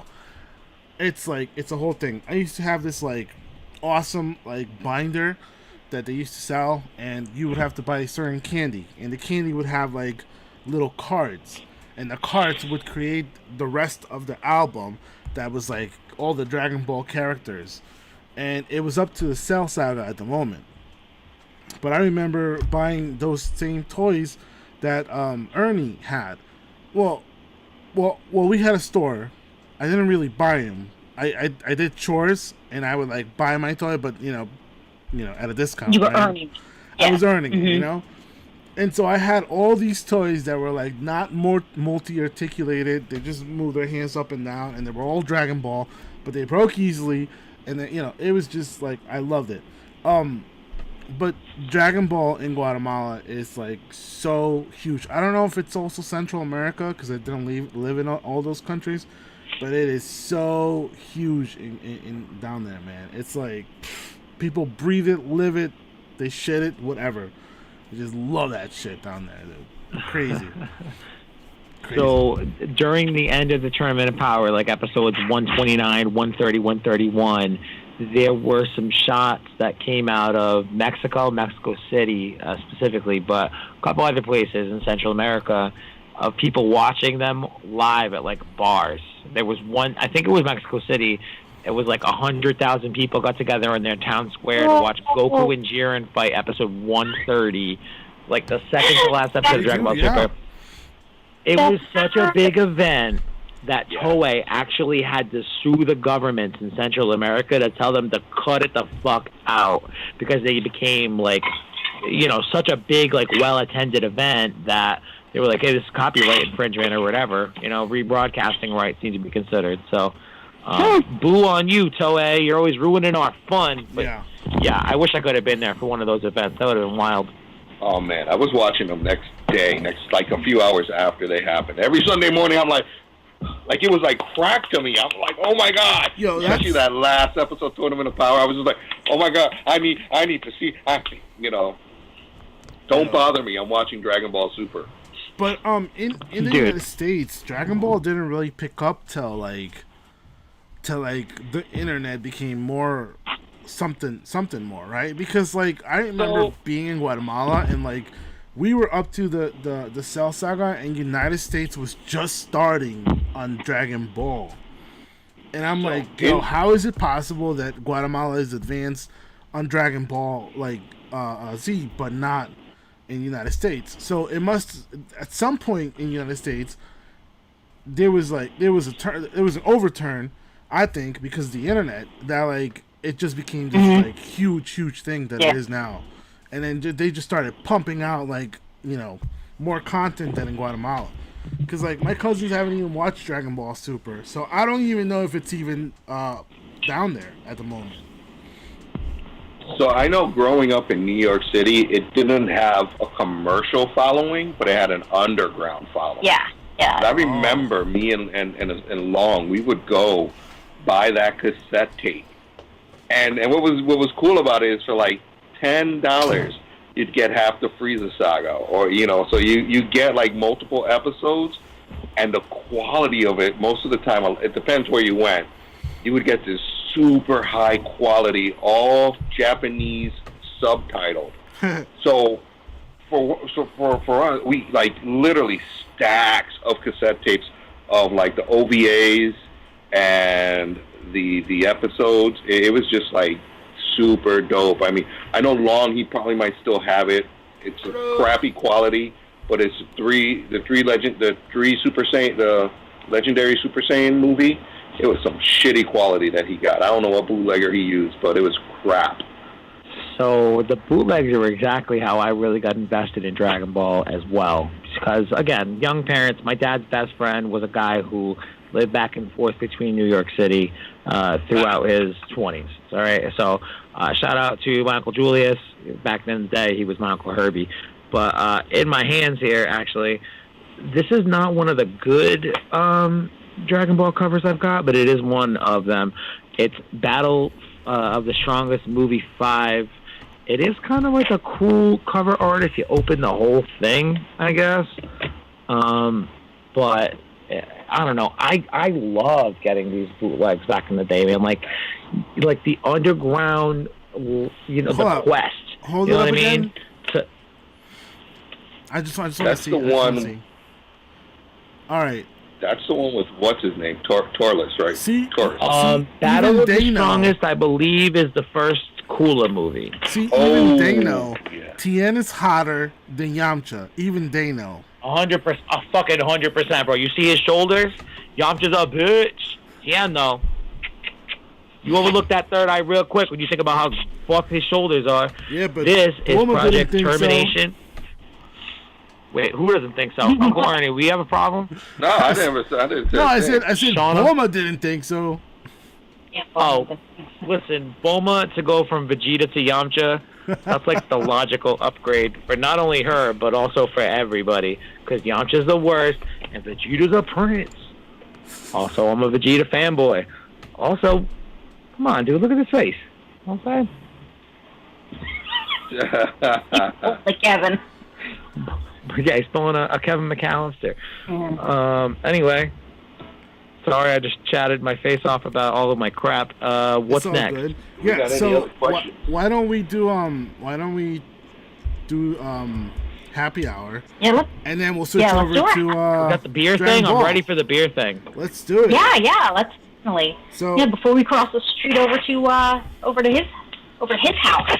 So I'm trying out Blue Point Brewing Company Imperial Sunshine. It's a 9.6. Ooh, it's a cool looking can too. Pretty cool. That looks nice and refreshing. Yeah. What do you got, E? Very cool. I think you had this one. Pipeworks Brewing, Ninja versus Unicorn the Haze. No, I haven't tried it. No. Yeah. It's a really cool can. Yeah. Yeah, it's 8%. If you see it the wrong way, like I love that unicorn right there. Like that's tough shit right there. But like if you look at it the wrong way, I looked at it and I was like, oh, that's just Ninja versus Unicorn. And then the guy at the package store that I go to, he's like, no, that's the Haze. I was like, oh, okay, I'll grab that. Of course, I had some backies as usual. Gotta give some shout out love to the backies. Shout outs to Backy's Brewing. What you got over there, Kyle? Yeah, what you got, Kyle? So I'm a Rhode Islander, just next door from Connecticut. I am drinking a Rise APA from Whalers in Rhode Island. So it's a local beer. I think it's brewed in Narragansett. No, excuse me, Wakefield, Rhode Island. So not too far from the border. Nice. And this is like the beer that it's like my regular beer now. We've often been teased on Super Dope for just drinking shitty Bud Lights for most of our podcasting history, but I mean, you deserve it. Make enough money to Bud buy Lights. decent beers now, so fuck you guys. Worst thing to drink. Yeah, so this What about shit you, right Shauna? here. Oh yeah. I'm drinking coffee. Oh, you don't drink beers. That's cool too. Coffee's great. I drink beer occasionally, just Not tonight. That's okay too. No. So we went way longer than we intended, but that's okay because the plan is we're probably going to pause the stream for a couple minutes so that way I can smoke a cigarette and take a pee before my bladder implodes because, Rise, APAs, drank a few of them. We are going to continue the conversation on Dragon Ball Super Dope, second part of the stream. I want to know more about how you guys came together as a show and learn, what brought you guys together as the nerdy news team that you are and what compels you to continue to do episodes each week, much like, you guys let me talk about here on your show. So I appreciate the time you guys gave me today. Thank you for that. Yeah, for sure. I think we can fit all that into 30 minutes-ish. I think we can. If you can't... It's okay. I don't mind going late. I don't really have any friends anyway. It's not a big deal. Yeah, so do we. Nah, just kidding. All right. You guys are literally three friends. I'm the weirdo outsider here sitting in his bedroom by himself. No, believe me, I know that we're all weirder. by ourselves, but you know what I'm saying? All right, guys. So we'll I got be an right back. audience. Enjoy. You're gonna take a break. Yeah. Cheers. Right Quick back. I'm gonna go with just nicotine because I'm a degenerate, Cheers. and yeah, we love y'all. Thank you for checking out this first half of the stream. We'll be back soon. We will be right All right. back.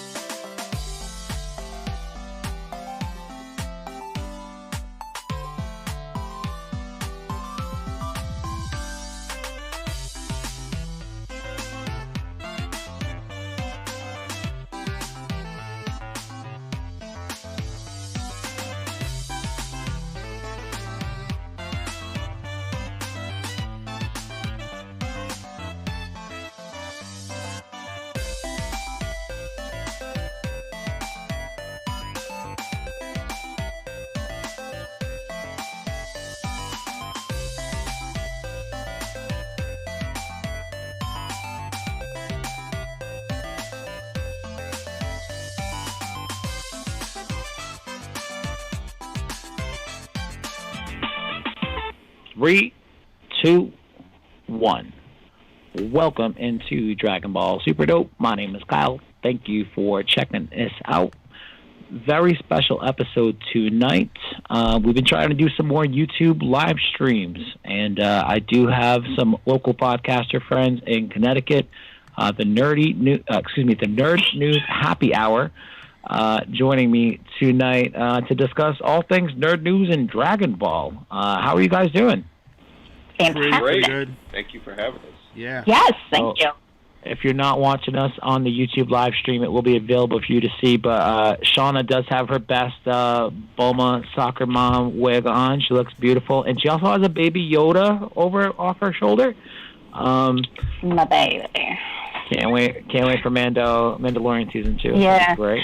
Yeah, I didn't have a little baby trunk, so that's about as best as I can get. Sorry. I'll deal with it. And then I've got my brother in the right-hand part of my screen on the stream. Kayla, how you doing, baby? Doing good. Ready for this epic crossover with you. Thank you for having us. Yeah, man.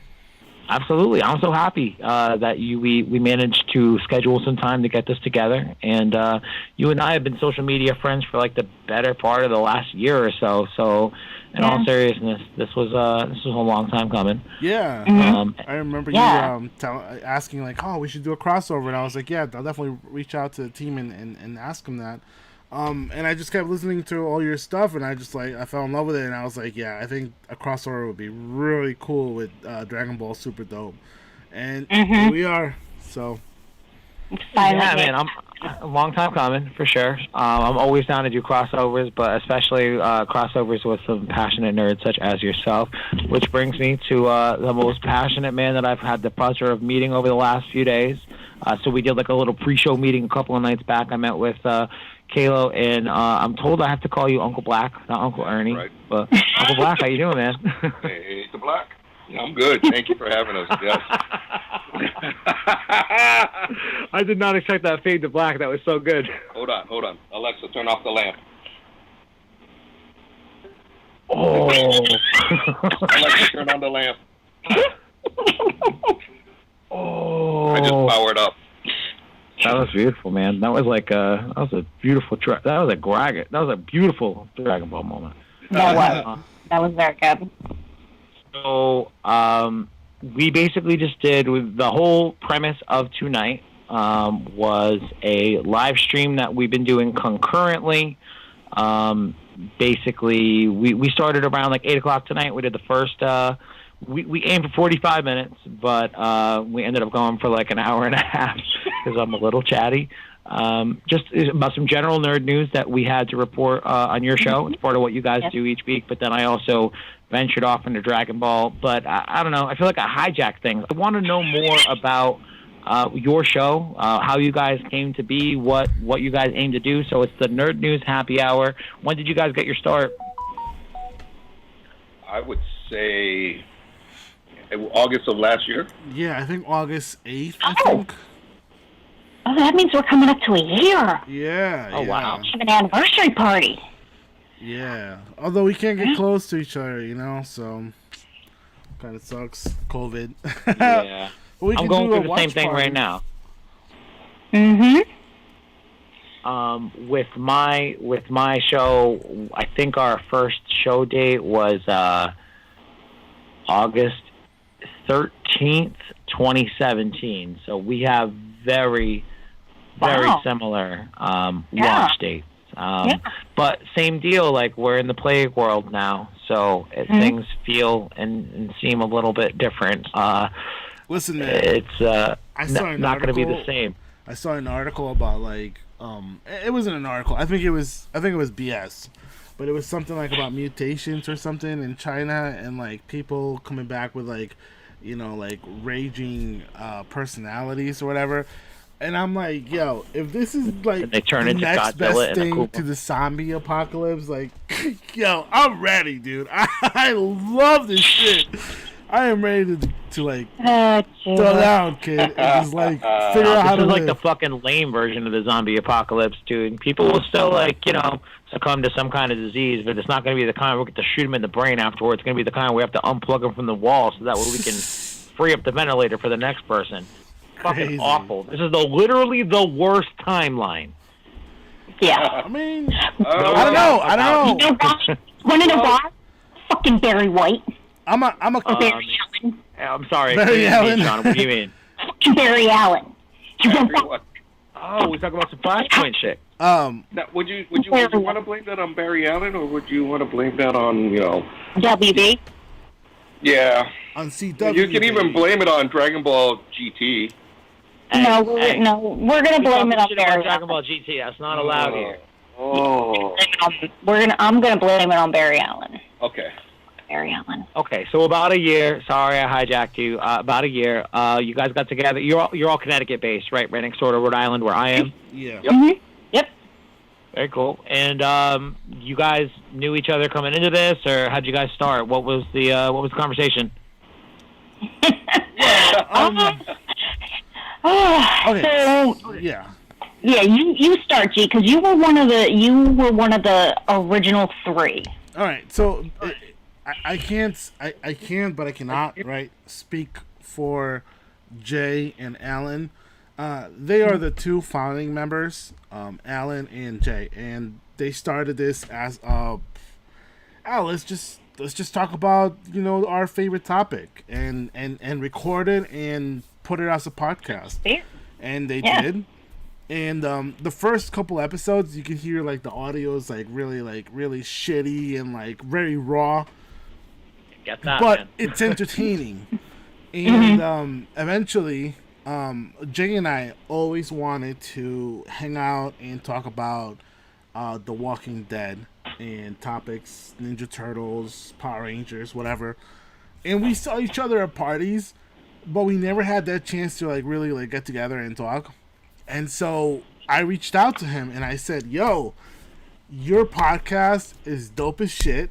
I'd love to be a guest in one of them if ever. Let me know." And episode, I think 4, they brought me in and I hung out with them and everything flowed so good and I fell in love with it. And the thing is, I was also at the moment trying to do a podcast of my own on myself. I didn't know how to start. But then I saw this opportunity to be in one, and I said, I could probably learn something from this.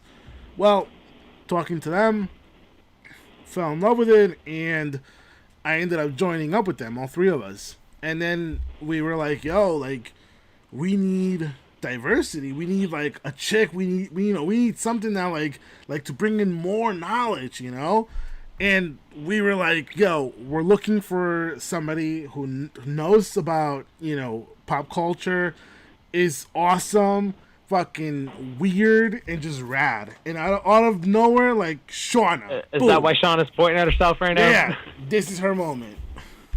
Yes. It's kind of one of those moments because I didn't know any of them. Never met him before in my entire life. But had a mutual friend who, when I guess Alan did the, hey, are you of the female species variety, and you like nerd stuff and beer, you want to be on a podcast? And she was like, she tagged me and she's like, Shauna, I think this has you all over it. And I was intrigued. And yeah, went on, did my little interview, and they're like, they liked me. They decided to keep me around. And then the very next weekend. You took the week off. Yeah, the defining person has always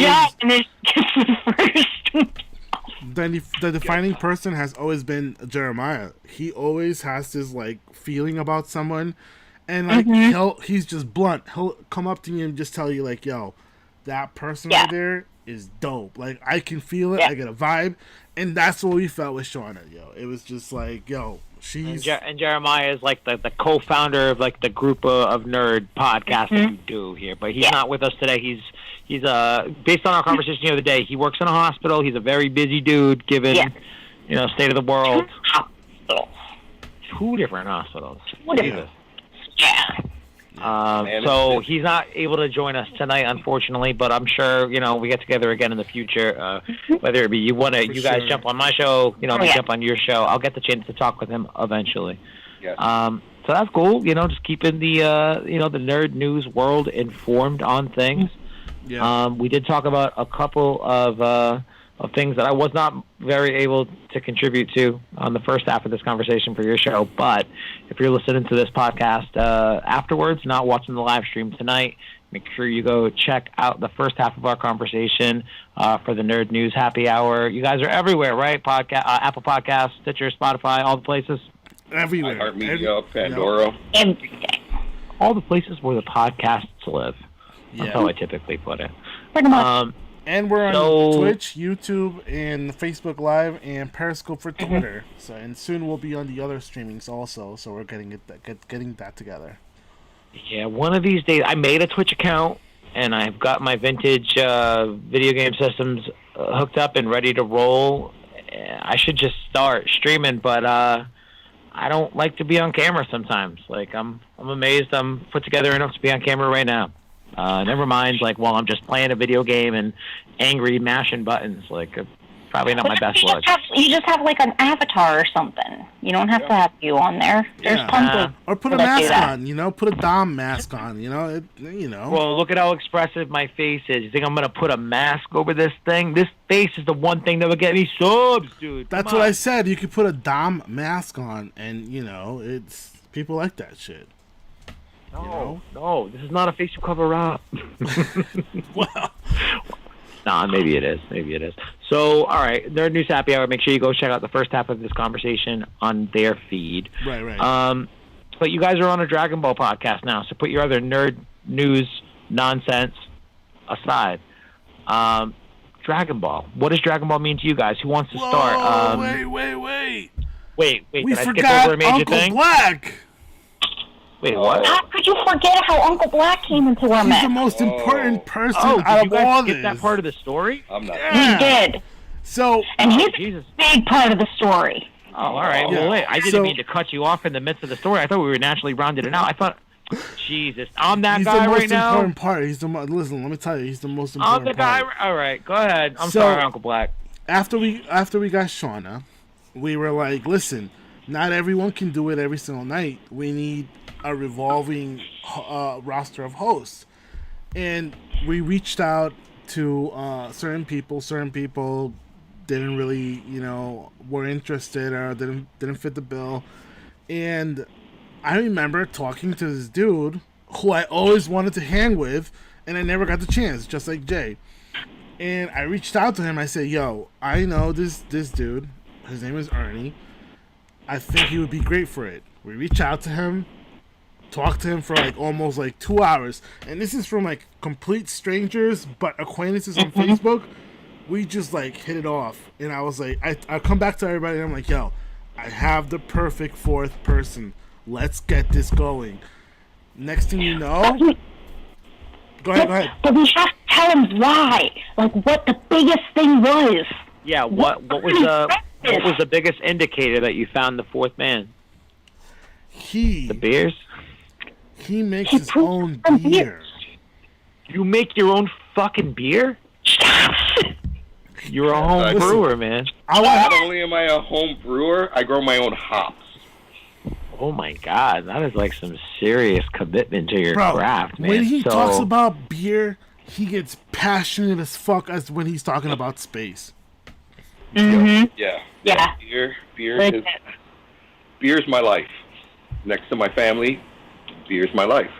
So they, for the longest time before G ever reached out, I was thinking, I'm going to start doing I'm going to do a podcast. I'm going to try to do a podcast, beer reviews. So I'm on my phone, sipping beer. I'm like, this sucks, so you just abandon it because it's just I didn't look into how to do a podcast. I just jumped into recording it. And I was just like, yeah, this isn't going to work. So, and if you ever follow me on Untapped, you would see that literally all I drink is IPAs. I'm at over 500 that I've had. Our show, I had one, and now I'm on a different one. What? I'm just drinking like the fifth of the same beer. Whalers represent. This is Great Day IPA by Badsons. Badsons, whatever they're called. Like Billy Batson's. Billy Batson? But yeah, G gave me the call. I was like, yeah, I've been wanting to do a podcast, and plus I'm a fucking nerd as all can be, like super nerd. Yeah, and he's from like Queens, bro. He's from that like New York area. He brought that knowledge, dude. It was like, this dude is the dude, yo. Bootleg shit that he used to do with the video game.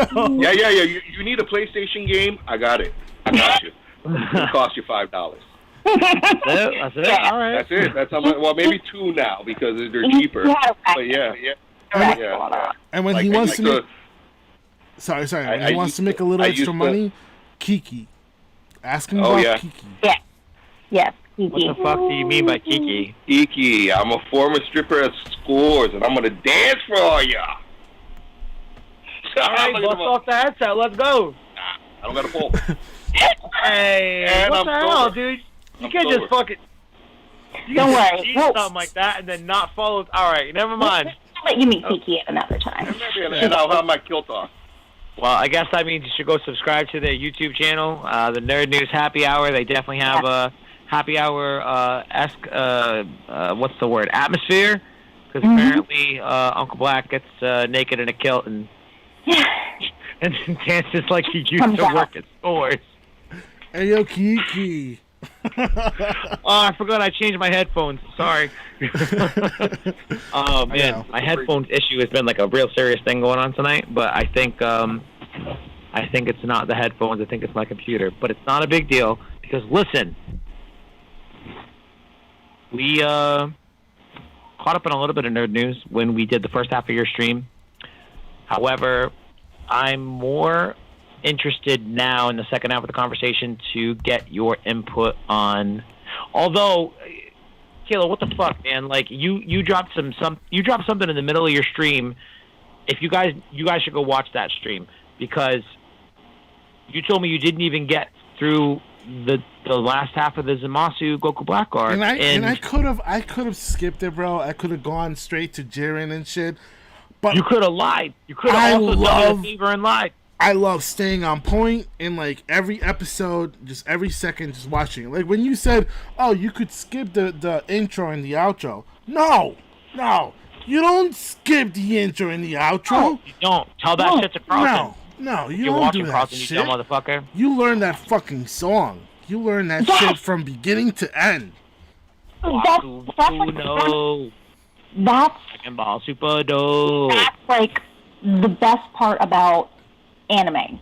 Hell yeah. Seriously, is the fact that it has two separate. Not only does it have a separate intro and an outro, so that just changes up like frequently. Like the animation changes, the song itself changes, and that's just you don't see that.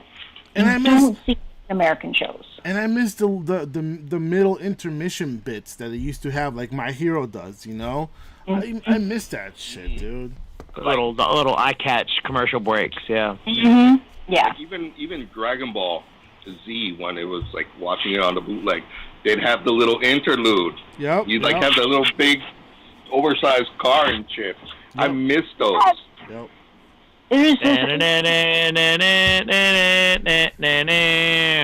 Yep. Yes. You're waiting for like the let's all go to the movies. Let's all go. I agree. No, I totally understand. I do the Dragon Ball interludes with my mouth several times a day. Sometimes it's the one that I just did. And then there's also like the abbreviated version. That's like the second half of that that goes. Then there's the one for like early Dragon Ball. Dun dun dun dun dun. Yep. And then there's a second half to that one that goes dun dun dun dun dun. Yep. I'm sorry. You're gonna have to forgive me. So I have the Facebook chat up, and is freaking blowing apart. Is it because I'm doing all of the eye catches for Dragon Ball? Because I'll continue. I still have at least 2 more to go. No, because he wanted to see me wear the wig. Oh, yeah, you look great. I mean, your Facebook chat should be rightfully blowing up. He cracks me up. But yeah, I think animes have the greatest, especially Dragon Ball. They have just the greatest songs because once you hear that opening, you're like amped. Yeah. Like they have that amped music to get you going, and then they have usually that slow jam to kind of like calm you down at the end. Yep. All right, Sean, I'm picking up what you're putting down. So, I typically try to do like a getting to know you as a Dragon Ball set of questions for each new person who comes on the show. So we can kind of do like a temperature check thing, But there is like 5 questions, and there is 3 of you. However, on that list of questions is, what's your favorite opening or, hopefully it's what's your favorite opening and closing song for Dragon Ball throughout the history of time? I don't know who wants to start, but I do have several questions afterwards, so we will establish an order and stick to that order there, then hence Heather's fourth. Word? Go last. Well, I'll start if that's cool. You guys cool with that? Yeah, that's cool. Okay. I love that idea. I love the one where I'm not sure if it's the outro but it's where Goku is on Nimbus and he's flying around Shenron, and I'm not sure which one. Does it go like this? Yeah.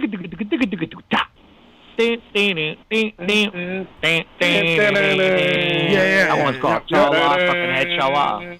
And that's the opening theme for Dragon Ball Z from 1989 to probably like, I don't know, mid 1992, I think. Oh. Okay, so in one of your questions, you ask, and I'm gonna jump forward. Do you want me to jump forward or not? Because this is your show. This is your show. Is it though? Is it? Thing. All right, hold up. Wait a minute. Let me get up. All right. Boom. Hold up. Yep. All right, here we go. So, my favorite series is DB. Okay. Is the first Dragon Ball series. First Dragon Ball, dude. Like, I love that. Good shit. answer. My favorite arc is the Cell Saga.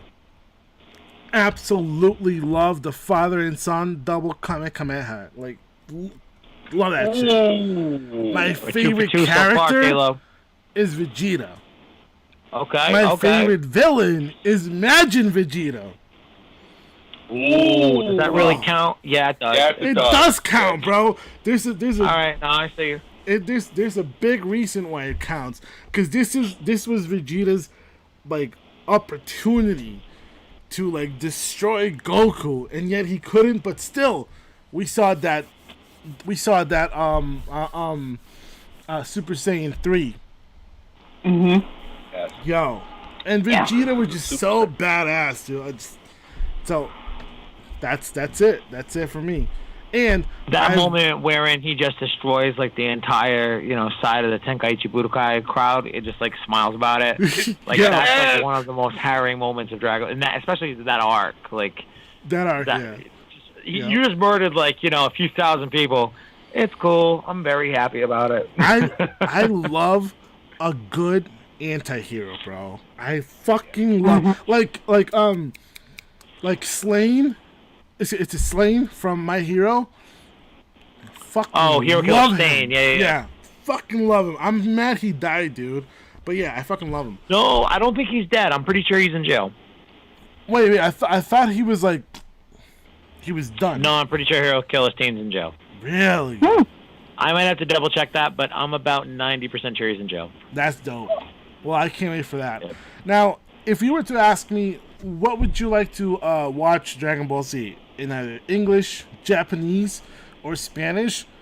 I would tell you immediately Spanish, but alternately Japanese. There is nothing like authenticity, bro. Nothing like it. And I'm not gonna shit on the American actors who, do the voice acting. I'm not. But I prefer it in Japanese and Spanish. Yeah. Far better. Mm-hmm. And that's me. So I don't know who else wants to take over. I guess. Oh, I thought you were going last, Uncle Black. Oh no, you can go. You go. Okay. I want to go for. I'm gonna have to go with the favorite one is the original DB. That's what I started watching, alongside Sailor Moon. So there's a classicness to it. It's what gets you hooked into it. It's so different. It was so different than anything that was on. And what I saw, there's a fucking little kid running around with a monkey tail, for Christ's sake, riding around a fucking cloud. It was just so. And it was so funny, right? Yeah, it was. It was so. Yo. All right, so there's always these tropes with animes where you have the ones that are just a little over the top silly, where it's just a little like, okay, I can't. And then there are ones that are super, super serious, but then you have those ones that toe that line perfectly. And I think Dragon Ball is one of them. Kind of like, I know, we're saying like Naruto. It has those funny moments, but it has those more serious moments.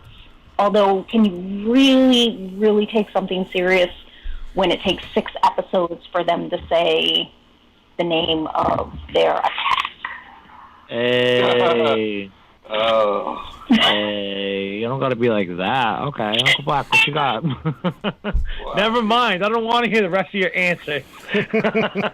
No, I'm just kidding. Which one didn't we get to? I know that we still need to hear. What's your favorite? That was just how you started off with your favorite series, and I was so upset. All right, what's your favorite arc? I don't know that I have a favorite arc. I'm not really good with keeping up with like arcs. I just watch the series. Like, I can never figure out like. What would you say is your favorite villain then? Maybe. I don't have a favorite villain. I'm sorry. Not even Frieza. Just pick Frieza. Okay, yeah, we'll pick Frieza because Shauna, he's the best. Shauna, how about what was his name? The guy that used to he had long hair. He was in the first Dragon Ball, and he was, I think, the leader of the Red Army or the Red Star, and he was in like a pink outfit. What was his name? Oh, we're talking about Tao Pai Pai. That dude. Mercenary Tao. Yeah. What about Mr. Rabbit? Oh yeah, a boss carrot or whatever. Yeah, Boss Carrot.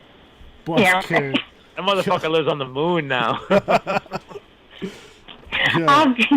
Well, obviously Bulma is my favorite character. Bulma's one of my favorites too. I like the fact that she kind of fell victim to, the trope of many female characters where she was brat, like she had her little temper tantrums and everything, but she was fucking smart.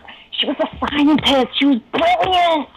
Yeah. But she was still that, like ditzy, brilliant kind of.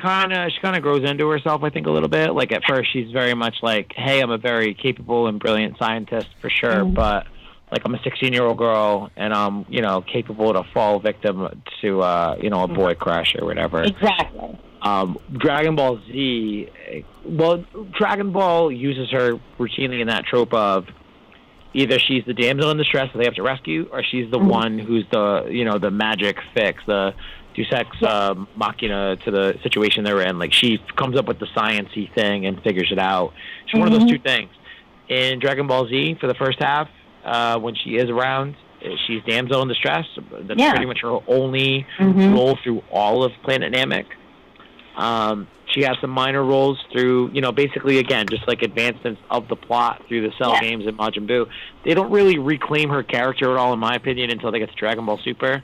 And she's like the mouthpiece for Earth to deal with the gods, because she's like the only one sophisticated enough, smart enough, cunning enough, charismatic enough to be able to deal with people of those levels. And I'm glad that they've sort of reclaimed her character in that way. And it's not just like she's not just like dumb loudmouth anymore. Like she's the most brilliant scientist ever. She's the most wealthy person in the world. She's like the Jeff Bezos of her world, basically. She was like that in the Frieza saga, right? About that bunny. Just forget about that bunny suit. We're just going to forget about that time period. She was like that in the Frieza saga, right? Who wears short shorts? Barumo wear short shorts. I'm trying to do wear short shorts. Yeah, she's always had that top scientist, vibe going for her. But in the Frieza saga, it's like she's hiding in a cave, ready to pilot the spaceship home for when all the rest of the stuff, kicks off. And all of a sudden, she gets turned into a frog. Yeah. Yeah. Oh my God, I forgot about the frog. Yeah. I forgot about the frog. So. She's just one of those characters that she falls into tropes, but then she breaks out of them too. So, it might take her years in between, but yeah, she does eventually break out of the tropes. Like about 7 episodes. Yeah, every other 7. All right, so no favorite arc, favorite character then? I know, I'm sorry, but I will say though, my gotta go with the classic opening, that Mushi. Fushigi Adventure. Yeah, I knew I was gonna butcher it, but again, it's you start hearing that intro, that the first couple chords, and you just know you're like, yes. I get that feeling in my stomach still when I hear that. And like that 1986 mono, stereo, or whatever, that mono mix of it. I'm just like, ooh, I'm about to see some shit that happened before I was born that has directly affected every moment of my life ever since somehow. And there's something about that, music that resonates with you. And that's one of those classic songs that you are always going to know that when the first couple of chords hit, that's what it is. Pinpoint it and get excited and you're like, yeah. Hell yeah. All right, so Uncle Black, did we hit most of your Shauna questions, the getting to know you questions? Yes. Okay. What do we got? Yeah. Uncle Black, what's your favorite Dragon Ball series? It's got to be BBC. Ain't nothing better than that. Super comes a close second. GT never happened in my mind. And Dragon Ball, that was just a warm-up. My favorite arc? You're going hard. I'm interested. He got some hot takes. He feels very confident about them. Continue, sir, please. GT. But my favorite arc, I would have to say it's the... It's going to have to be the Android Cell Saga. That's when we get Future Trunks. Yep. Which my favorite character splits too. It's same family, same bloodline, Future Trunks, Vegeta. I think that the chemistry between those two, and here's what people don't understand.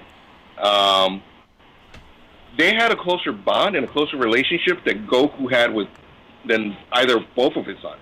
Goku was never around. Yeah. He was dead, and he didn't get to train Gohan the first time around. It was the greatest villain, which was Piccolo. King Piccolo, which is my favorite villain. Yeah, but Vegeta and Dragon Ball Z and Trunks' relationship is not going to touch Goku and Gohan Dragon Ball Z relationship. Even though Goku's dead for a huge portion of all of that, I mean, he still had like that 4 years of before he had to introduce him to the kung fu lifestyle or whatever, and then another 6 months before he got killed. But exactly, I mean, his children always loved him regardless because he was just a man, just bigger than the earth to them. But if you look at it, when Goku comes back for the tournament and he's meeting Goten for the first time, he's like, "Hi, I'm your dad." It's kind of like they painted Goku as an absentee father, and here you have Vegeta and you see it in Super, where he would do anything for his daughter when Brief was born. Mm-hmm. No, I can't participate because my daughter's going to be born. It shows that the turn that Vegeta made as from this ultra hateable character to this family man. His family comes first before fighting, which to him, he was a fighter above anything else. And it was just, you see that evolution of Vegeta. And I love the fact that throughout the series, we see him evolve. And I'm just waiting for that time where he's just going to stand above Goku for the first time ever and be like, "Haha, motherfucker, I got you." Yeah. Yeah. He Yeah. he I has think we're all waiting for that. greatest like character developments. Yeah. Yeah. Like Yeah, so I recently did an episode with my buddy Ant Grimullia from CBR.com, and the whole premise of this was basically in a recent manga chapter, Vegeta puts an ass whooping on somebody and says, "I'm going to send you to hell," and the villain says back to him, Oh, yes. "Do you think that you're not going to go to hell too?" And Vegeta basically comes back with this line about how, yeah, I used to exterminate planets professionally. I've killed literally trillions of people.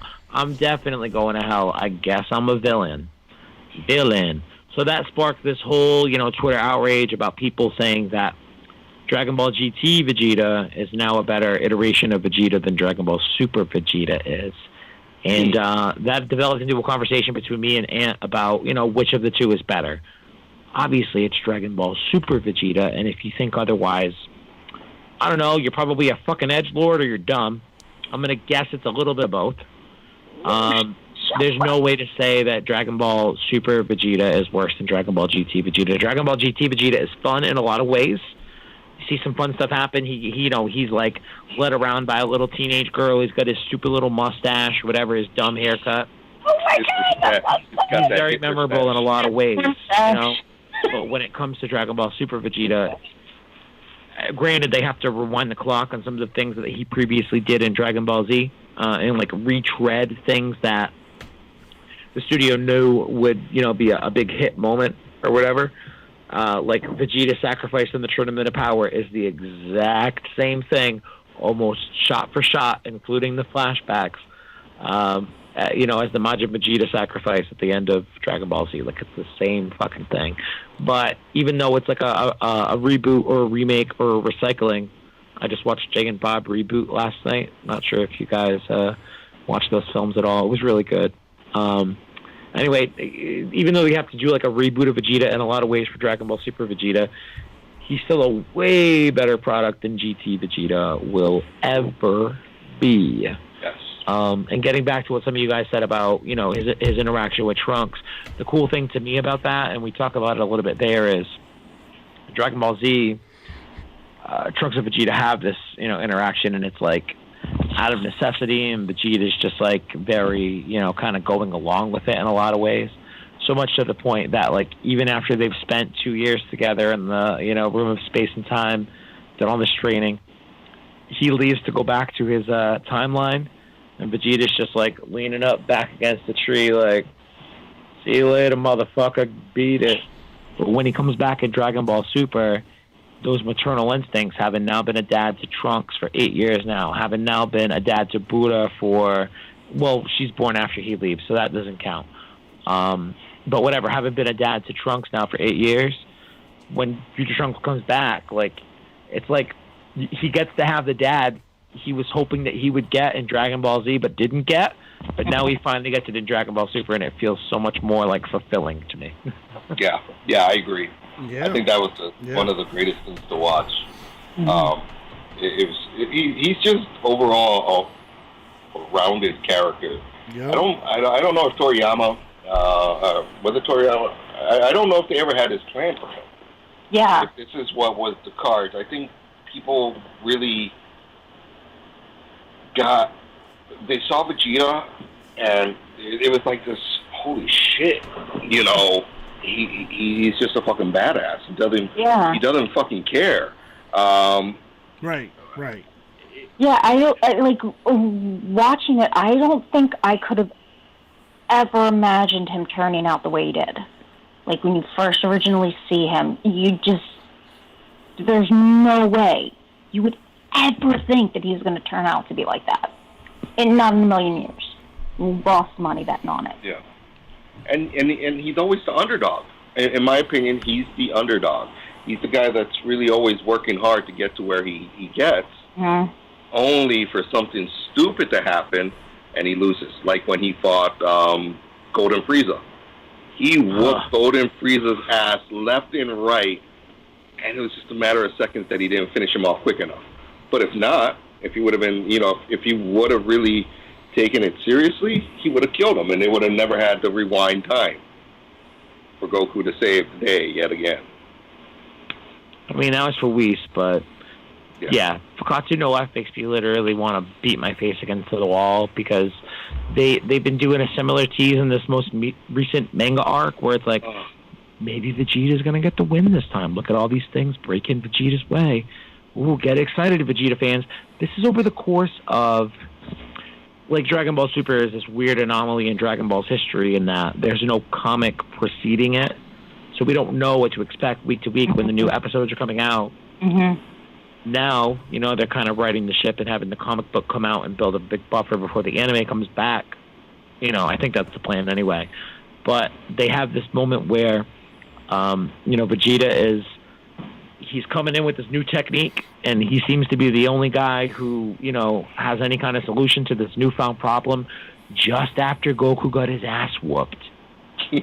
But the previous chapter, when Goku shows up to do the fight, they're like, hey, Goku, you figured out Ultra Instinct, right? He's like, not exactly. I figured out, like, the Omen sign, like, the lower level of it. So, yeah, I hope this goes well.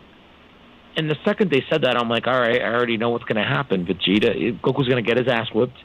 Vegeta's going to save him, put the ass whoop into this goat-looking weirdo for a minute, and then Goku is going to have to come in and save him again at some point. Not exactly shaping up that way, but I'm like 2 for 3 so far.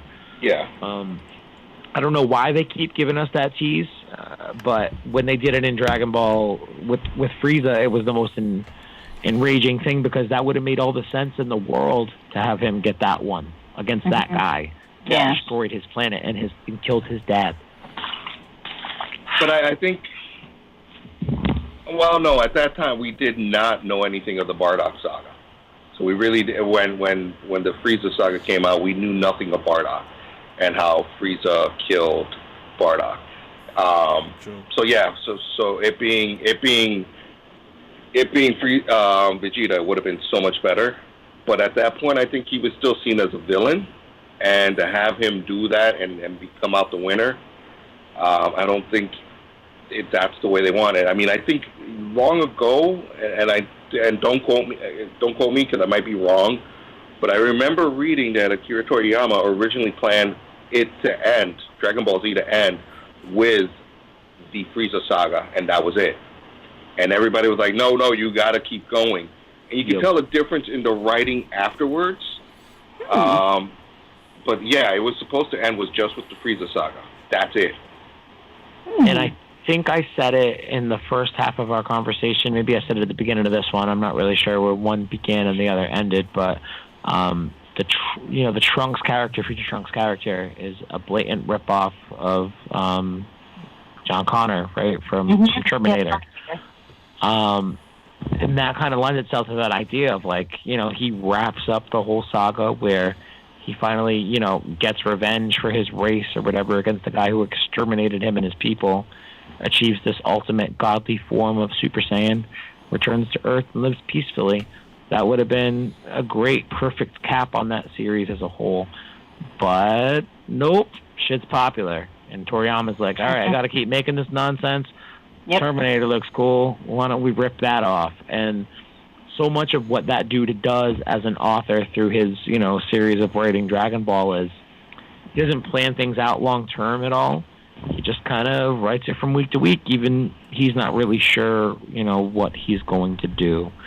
But to, like, take inspiration from things like that after, he kind of gave the implication he was all done. I think it's kind of funny that he takes that, kind of, fuck you, I don't really care about this stance anymore. Wait, there's, except for GT. Well, I mean... You're going to bash the shit out of that to the day you die, aren't you? I mean, you guys know the whole GT deal, right? Do I need to give you a quick history lesson on Dragon Ball GT? Possibly. Give it. All right. So what I said to you before was Dragon Ball Super is like this weird point in Dragon Ball history in that there's no comic book preceding it to give us a story. So Dragon Ball Z ends at the Buu saga, and Toei says, hey, we want to keep making cartoons because this shit's like printing money. It's like literally free money. Mm-hmm. Toriyama said, I'm all set making the comic book. Here's some designs. Here is, generally like the aesthetic I want you to go with. He came up with GT, for Grand Tour. Also, it's alleged that he ripped it off for Gran Turismo. He also likes cars a lot, so whatever. It doesn't matter. The point is, the only thing he did was put in a very minimal character designs for Little Kid Goku, Trunks in his fucking, schoolboy outfit, and Pan. Toei was the company, or like the people who, them as a staff, that wanted to like sort of, reset the series and go back to a more proven formula and what they had in Dragon Ball. Because at this point in 1996, February of 96 is when GT started. They had been on the air for 10 years now as a cartoon. They wanted to go back to the old tried and true formula, having realized that their demographic had, been with them for a decade now. Mm-hmm. They needed to go recapture the young audience again, go back to the old formula. Little Kid Goku is fucking hilarious. He always loses his pants, and he's got a monkey tail. Give him a girl to be to go out adventuring with, his granddaughter Pan, as weird as that sounds, and give him a semi-adult, schoolboy Trunks, who's basically Bulma, but also Yamcha at the same time. Yeah. So about 20 episodes of them dicking around the galaxy for the Black Star Dragon Balls goes very poorly, because they've got no comic book to go off of. They're just shooting from the hip each week. Then they come back to Earth, and they're like, let's get the other Saiyans involved, and Piccolo, and Vegeta, and Gohan. And then it starts to get pretty good around, like, episode 28. And then episode 64 is the end. So, like, by, like, the time they figured out what to do with it, they'd already canceled it. So if you skip the first 22 episodes, Uncle Black, and you just get into what babies taking over Saiyans' bodies and shit's getting wild.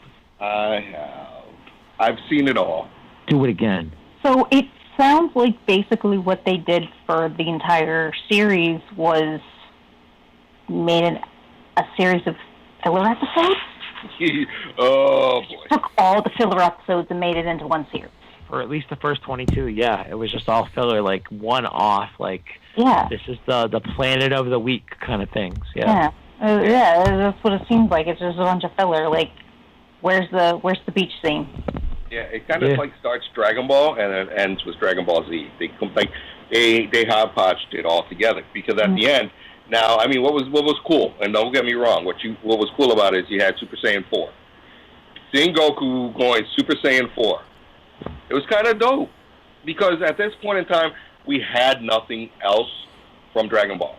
So even as a fan, I'm like, holy shit! But what was inexplicable is he goes from a little baby to Ozaru. This was process.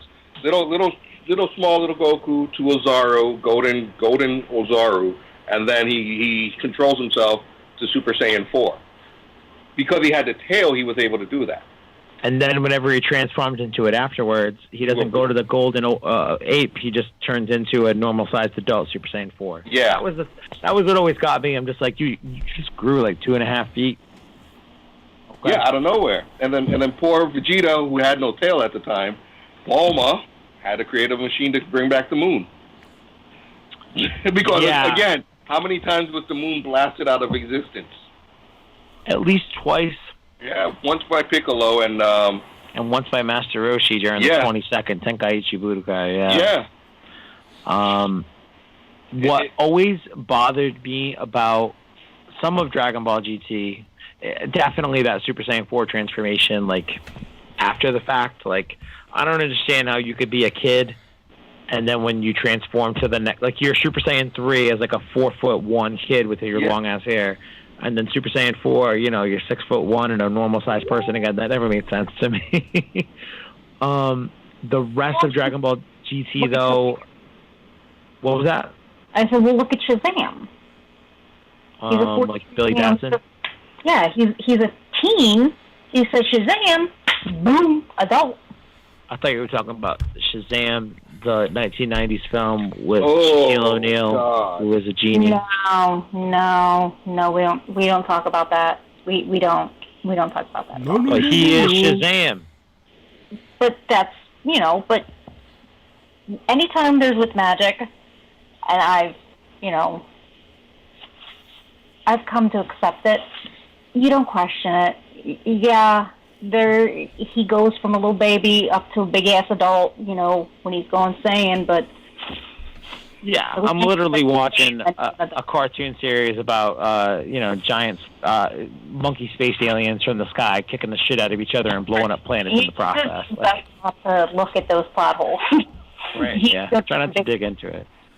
All right. So did you tell us our favorite? What's your favorite opening song, Uncle? Of course, Chala Hechala. But then my outro is the Angel one. Oh, Boko Watashi wa Your Angels. Yes, Yes. Dude, that's one of my faves too. Yes. It's a really good Yes. song. And then what else? That was it. Villain, I'll say it's split between King Piccolo and Brawly, because original Brawly. Yeah, that first Broly movie is pretty good. I mean, as long as what always bothered me about that one was Vegeta spends most of it just being really scared the whole movie. I'm like, yeah, that's not you. But that first Broly movie is a very legitimate attempt. I just hate that it's sullied by parts 2 and 3. Did you guys all get to watch Dragon Ball Super Broly or? Yes, I did. All right. So Sean and no, but who wants to start on their opinions for Super Broly? Kayla, you've been quiet, baby. So, I mean, the graphics were great, but there was something about the graphics that I was like, at the beginning at least, that I was like, it was I don't know how to describe it. I love the old, like, if you look at the prior Brawly, I love like that type of and not animation but art to it, that I don't know, that old how to call school kind of 90s aesthetic. Yeah. I mean, that was the big thing going into this Dragon Ball Super Broly movie. Was the series was at its pinnacle in terms of popularity, and they were like, hey, it's over, we're putting the pause button on, we're giving you a movie though, and we were all like, all right, that's strange, but okay, we're listening. And then they were like, but this new movie is going to have a totally different, character design, animation style aesthetic. Right. So that instead of the, oh my God, instead of the traditional Yamamuro character designs that they've done since like 1994 or whatever, they went with these Shintani designs, who was a guy who worked a lot on One Piece.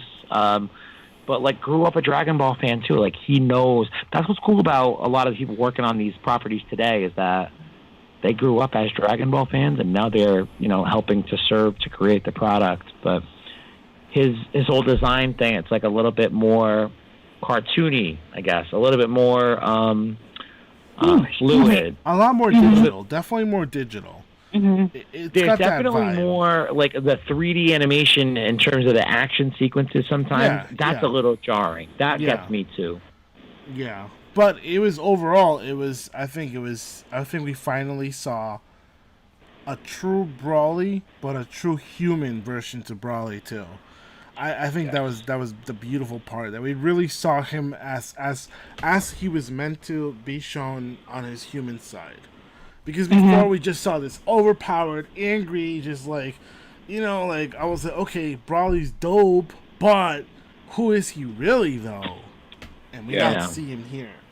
They prime him in that first Dragon Ball Broly movie where before you ever see him transform, he's just like this tall, skinny, lanky thing, and it's like, why are you so soft-spoken? Why are you so like reserved? And that's pretty much where the questioning stops, because after that, it's like he's big giant guy and he's screaming Kakarato and blowing shit up.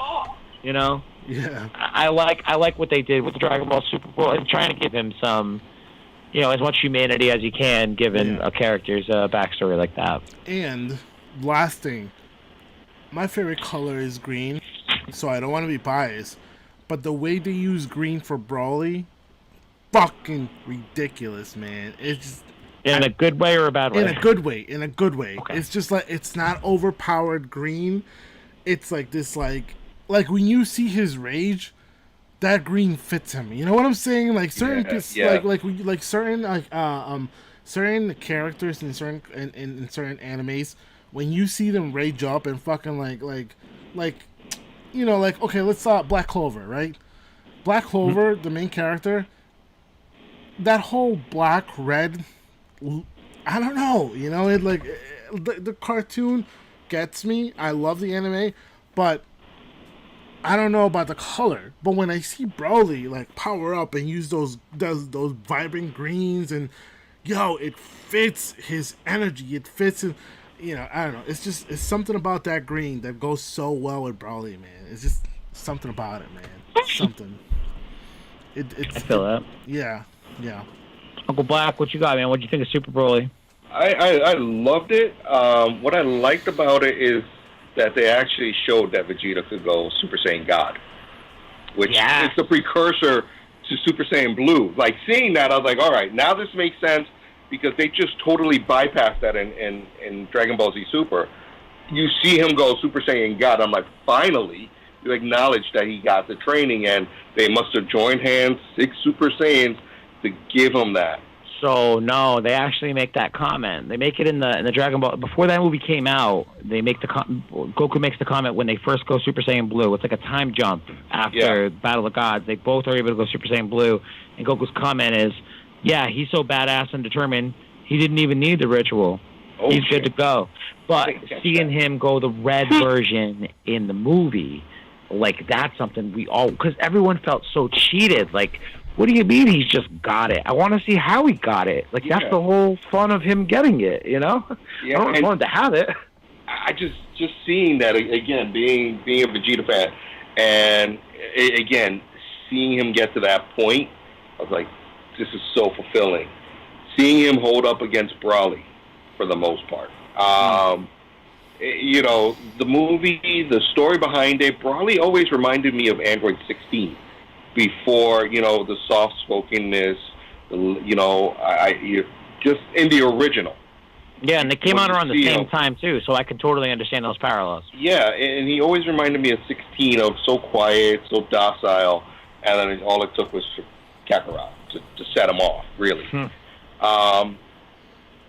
With the Super movie, with the Dragon Ball, the Broly movie, I liked how they went with it. They didn't show too much of Gogeta, which was all right. I just didn't like the fact that Piccolo's now showing them the fusion dance all over again when you know the fusion. But again, they made Gogeta canon, and they made that aspect of, hey, you could fuse with the Pataras and become Vegeta, which is fucking badass, or you could become mystical, which that's the difference is. Gogeta is a little bit more magic, I guess. I don't know if you really want to call it that. And Vegito is godly.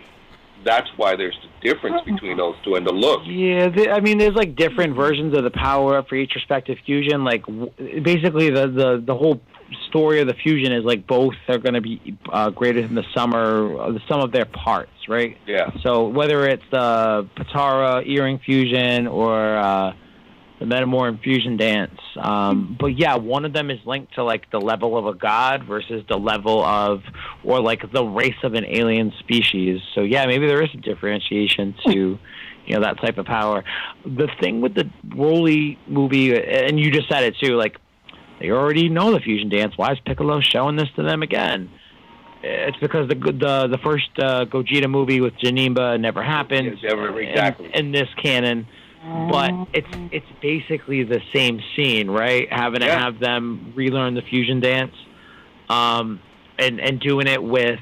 So I think in that movie, the green guy, it's Pycon in that movie, right? Yeah, it's Pycon. But it's the equivalent of Piccolo teaching it to Goten and Trunks and the Majin Buu arc, and all of the bad. They have the fat fusion, the skinny fusion, and then they get it right finally.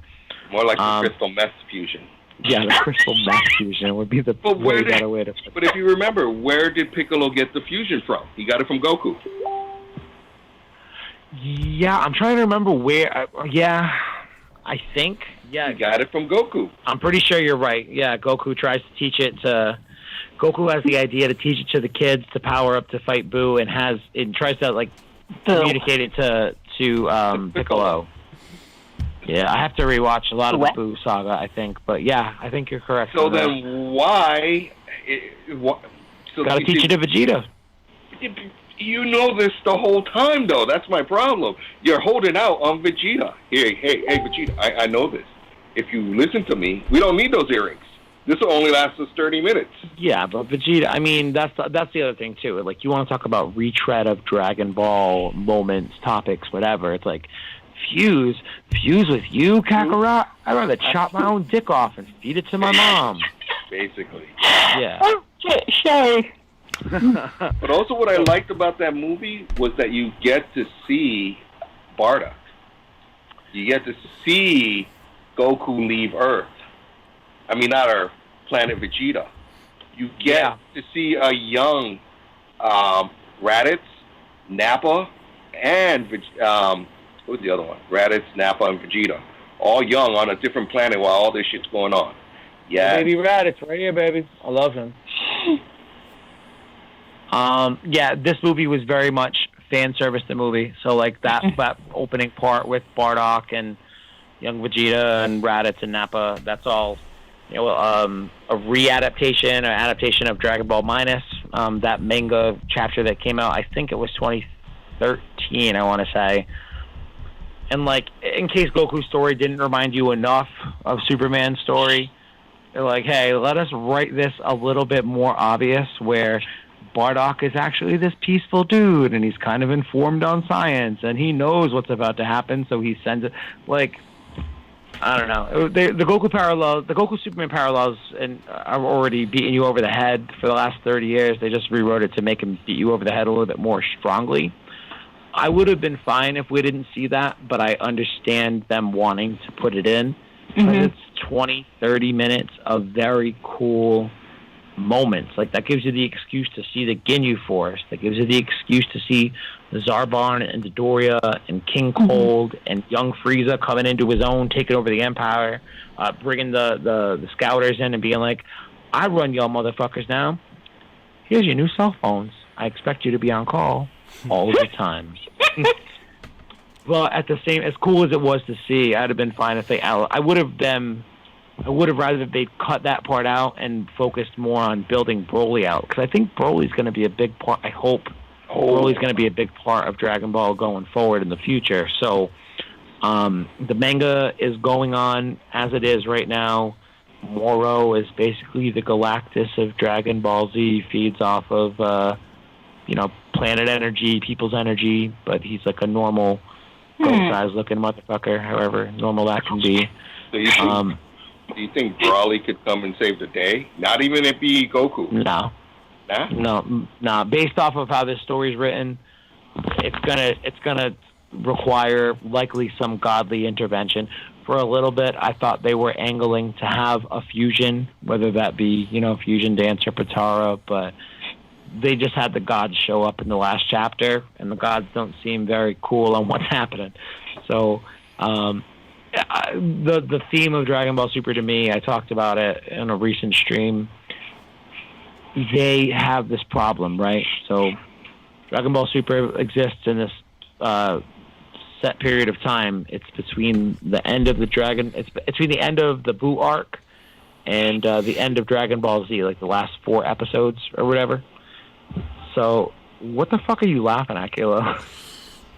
He's laughing at me because, alright, so... Are you trying not to yawn because I'm chit-chatting so much? No. Okay, so I'm tired, and I yawn all the time. It doesn't matter. I could drink, 50 pots of coffee, and I'm still going to be tired in the morning. I keep giggling because I keep hearing these names, and my brain goes to thinking of Nappa, Auto Parts. And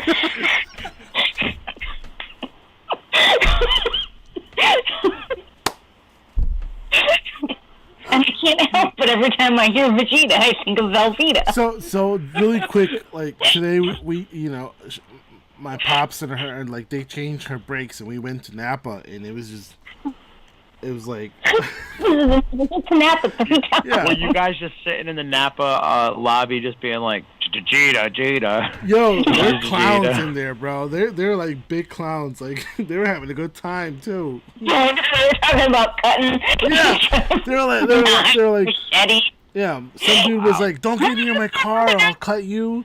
And then the old dude was like, got his knife out. Spanish person. Yeah, it was just. Django was just gonna come out to the woodwork. soon as I heard Napa, I looked at her and I was like, she's about to do something. Oh shit.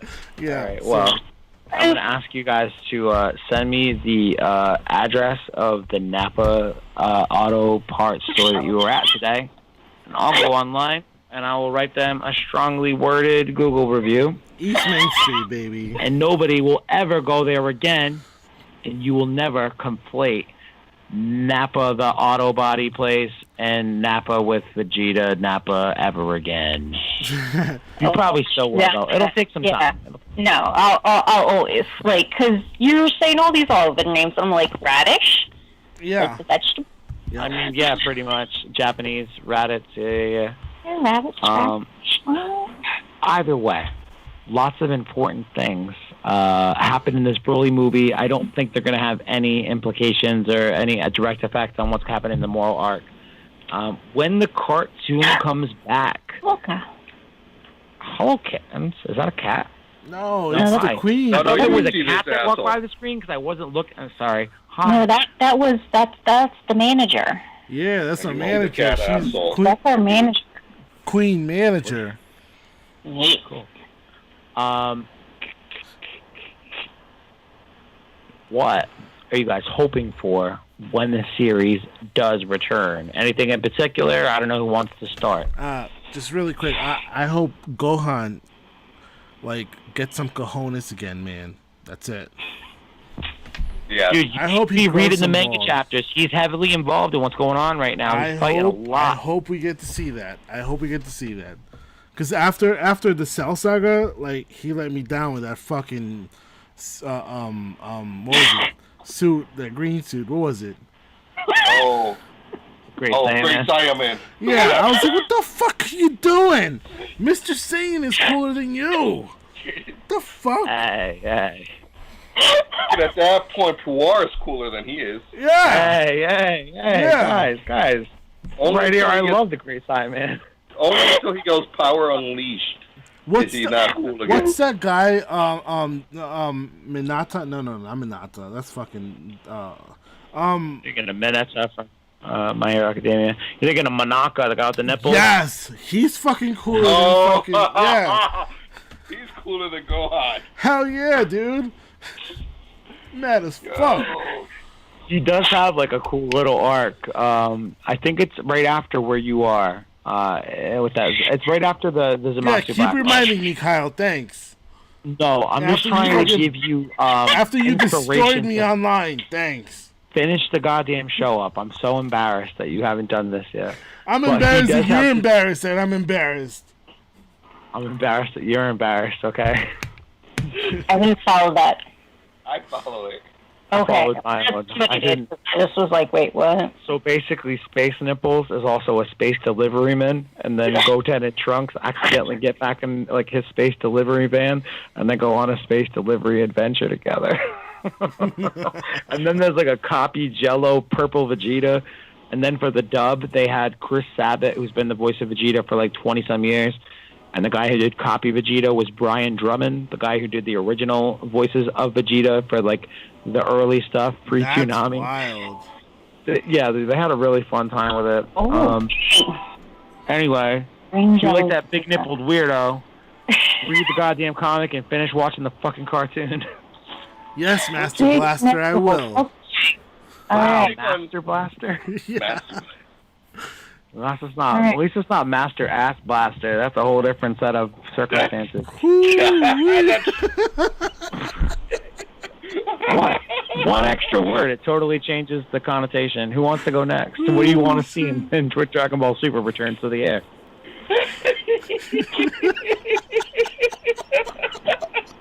Well, y'all never heard of a One Master extra Ass word Blaster? makes a It's not even that big. They have. Oh, we know the Master Ass Blaster. Oh, they know. That's why they're laughing. Oh, man. Can't with y'all. I can't. Whack, whack, can. whack, whack, You can. whack, whack, whack, whack. This is what happens when you get the nerds on your show. Yo. All right, I'll go. Let us loose and. Yeah. We go wild.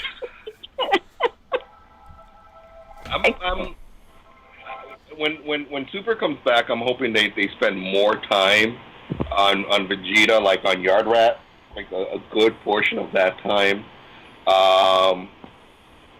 Just really going into that, maybe explaining the Angels a little bit more and their roles. And I know it's not going to happen, but fucking just give us Future Trunks back. Even though he was permanently moved to this timeline. Well, not permanently, just come and go. But even though he was warned by spirits not to do that because time travel's forbidden. Yeah, Spirits lets him like bend all of the other rules. Just let him continue to bend that one. Christ. Oh, and the return of Khalifa. Ooh, all right. Yeah, you want to see that? So Khalifa or the fusion?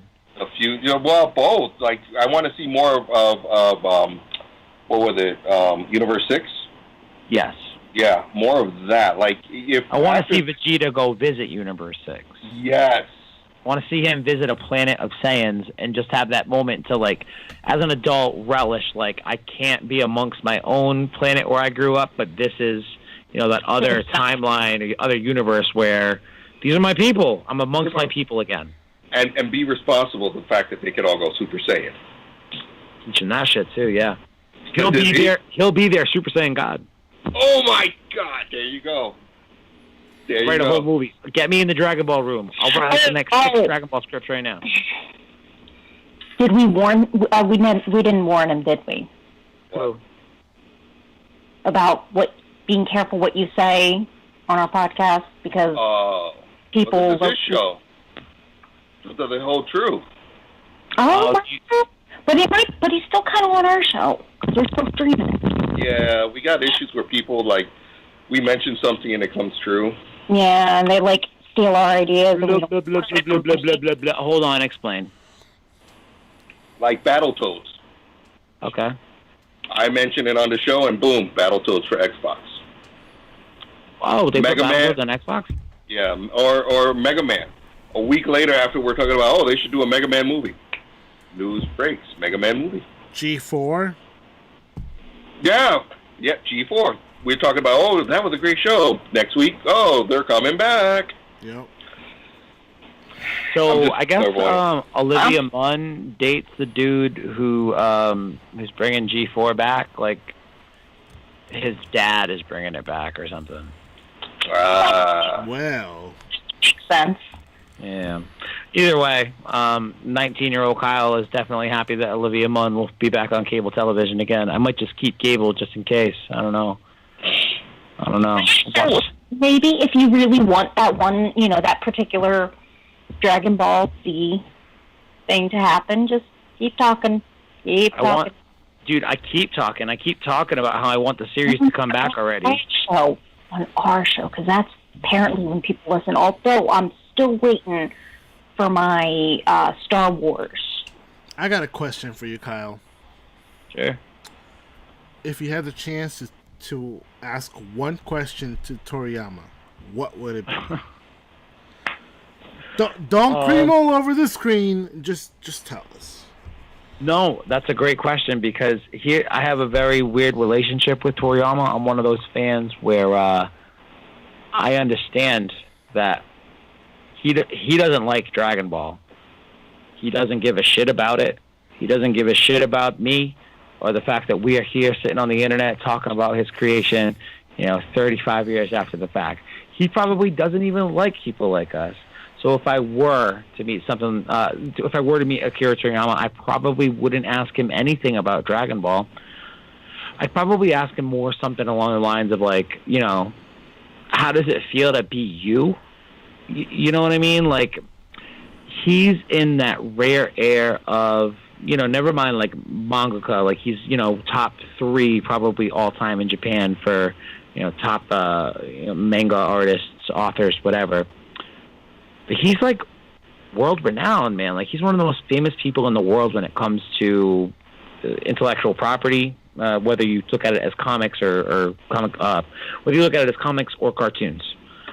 Mm-hmm. That has to have a heavy weight on somebody, even if they don't particularly like the stories they make about stupid Son Goku beating up his friends with big strong punches. even if he's not particularly passionate about those stories, I would be interested to hear how, like, you know, those stories have affected his life in the grand scheme of things, as him as a person, not so much as him as a, you know, a writer or an author or whatever. He doesn't like us. Yeah. Fine. Whatever. This is Right his up there with, business. like, I a get Walt him. He's a content creator, but he has like one of the biggest IPs out there. He's like a Walt Disney. Yeah, but He's a modern day.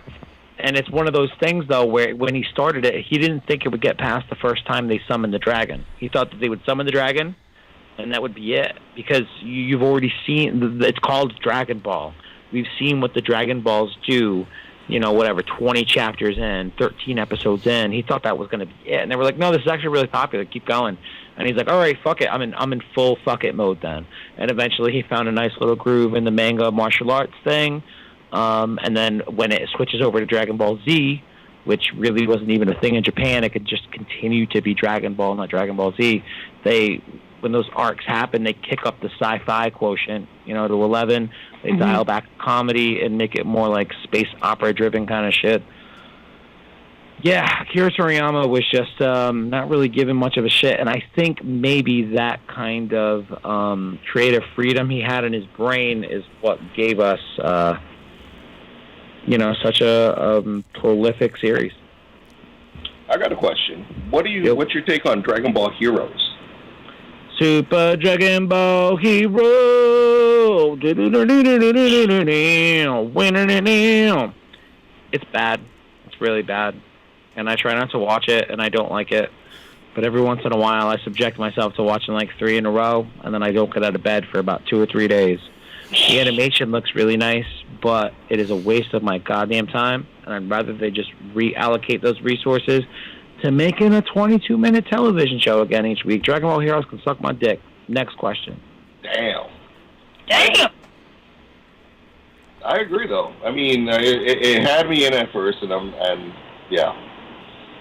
The only thing I really like about Dragon Ball Heroes, honestly, is the fact that it's 2 Gokus, 2 Vegetas. So, like, we get Dragon Ball Super Vegeta and Goku ticking around in their current timeline, but the time-traveling Goku and Vegeta, the Zeno Vegeta, who are part of the Time Patrollers or whatever, like the whole premise of the Xenoverse 2 game, those are like the Vegeta and Goku from Dragon Ball GT. Like, they go Super Saiyan 4.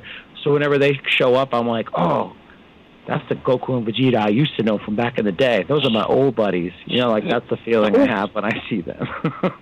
Those are OGs. Those are OGs. Oh, my God. Cool. That's great. So I know that we've gone a little bit longer than we intended tonight. That said, though, do we have any other... Sean, I don't know if you wanted to get in your final wishes for Dragon Ball Super when it returns. No. I think we just need to get all of you guys caught up on it. Yeah, I think that's the problem, is I'm just totally not caught up on it.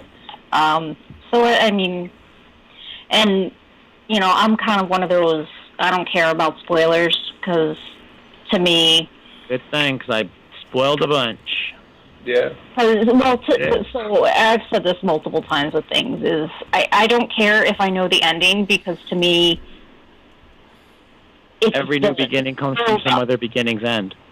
I was just going to say, it's like, it's, you know, what happens to get to the ending that's kind of important to me. Like, I want to know how that happens. So even though I know it happens, I want to know how it happened and why. So I'm still going to enjoy, even though I know that everybody dies at the end.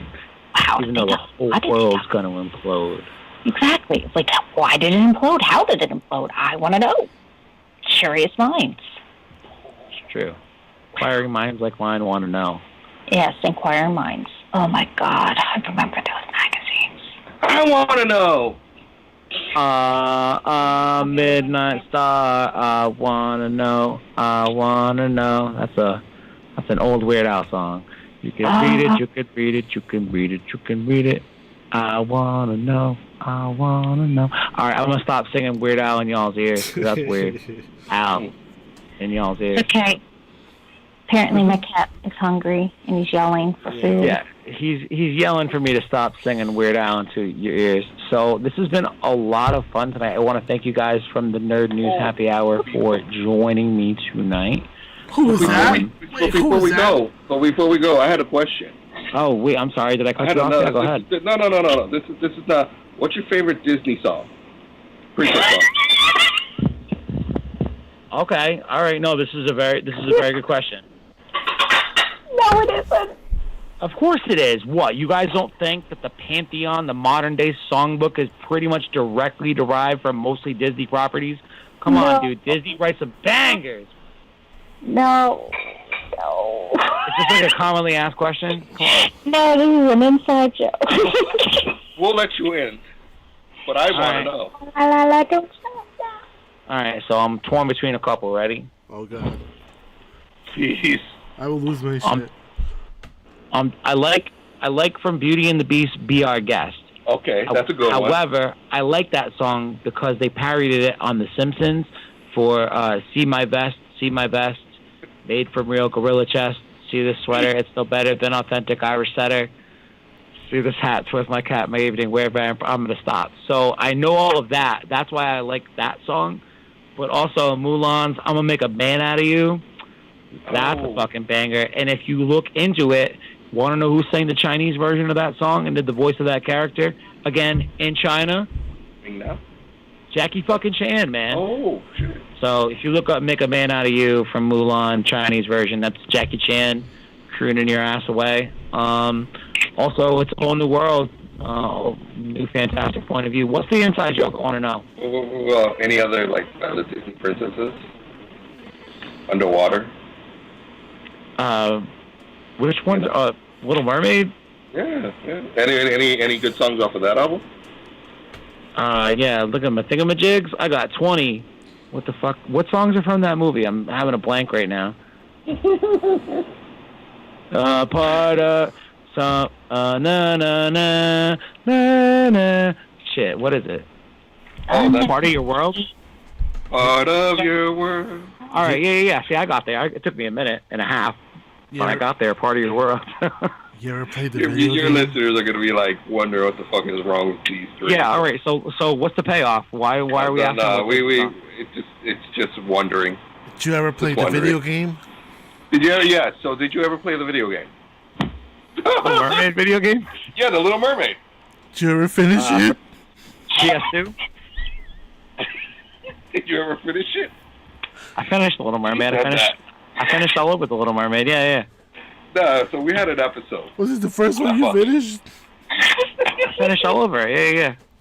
So we had a. Don't touch it. It's not touchable. Was it the holiday episode? We had an episode where it was the holiday episode, and we were talking about video games, and one of the founders who he went in a better direction for himself. He was like, yeah, and the Little Mermaid was it was the first video game that I ever finished. So we're yeah. Yeah. You said jerk off to The Little Mermaid on PS2? No. He said that was the first video game he ever finished. Completed. Yeah, completed. No. No. So he played. He won the system. Super Nintendo. Oh, I never played the first. I never played The Little Mermaid for NES. So he was just bragging about how that was the first video game. I think later on in the episode, I came back with some drunken line. I can't remember it now. I just made a bunch of common mermaid jokes for nothing, is what you're telling me. No, that's great though. No, it was good content, but basically, 80% of my podcast is Dragon Ball. The other 20% is common, sometimes mermaid jokes. That's cool. That's the coolest. That's why people listen. Anyway, but it's great.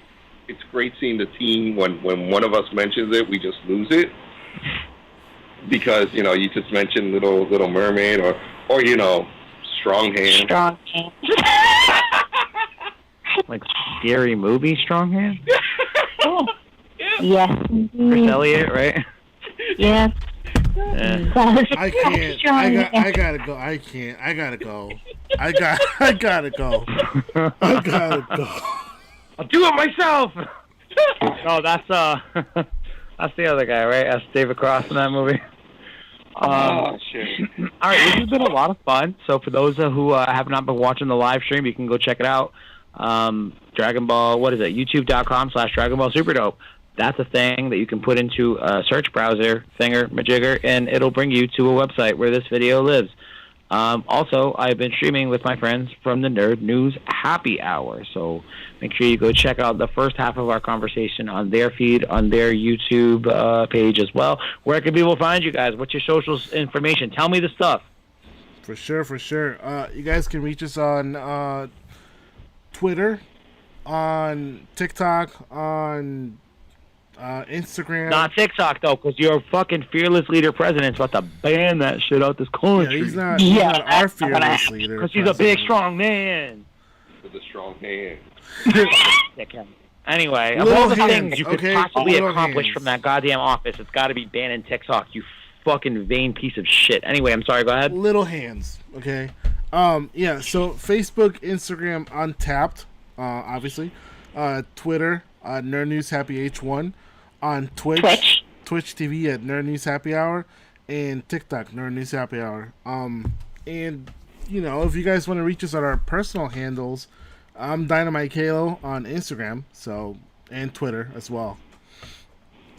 I'm Lady Mocha on Twitter, or not? Instagram. I don't know what I have anymore. Too old for shit. Lady Mocha somewhere. Fine, yeah, or something. And I'm Uncle Black. Shafto69 on most socials. Shafto 69? Yeah. Mm-hmm. There's King a story Shafto. behind that, but we don't got time for that. Yeah. Yeah, that That's sounds King like a song. Shafto. King Shafto. We'll save that one for the next time we get together. You can tell me the origins of your. We can do like a stupid, embarrassing social media reveal of where our handles came from, or our first like AOL AIM scream names. That sounds No, good. no, I like what- that idea. yeah. I don't remember that. Mine's not funny, though. Mine was Kakarato 89 before it became SSJ4 Ender when I entered the 6th grade. Ender as in Ender's Game. I read that book like 20 times. That's dope. Yeah. Just like to read. Or at least I used to like to read. Now I can't read no more because reading's tough. Anyway, I've talked and occupied way too much of your time. I love y'all, and I will see you next time. Make sure you go check out part 1 of this conversation, and we will see you again next week for... I'm not really sure what the rotation is. I think maybe Jimmy will be here. Maybe we'll do some Super Dragon Ball Heroes things. I guess we'll see. Wait. But There's more. what's that? Before we end the show, we always say, Oh, drink up, bitches! Bitches! drink up, bitches. Woo! I love that fucking. That's a way cooler way to end the show than what do I do? I just yell something like "Super dope, boy." You know what I mean? Drink up, bitches. You should. Dope. That's how you should end your shows now. Yup. I mean, I don't want to Jackie swag. Also, I feel like I'm on like to a little bit of a branding thing with the super dope nonsense. You know, or at least I tell myself I am. You should So go Super Saiyan or some shit. You know, you should just start screaming and have the camera like start like shaking and shit, and then you grow some Hair? hair Krillin. you gross man. Krillin, yo, you just called him Krillin. Oh man, that would be a good time. All right, we'll talk with y'all soon. Thanks for watching. Super dope. Take care.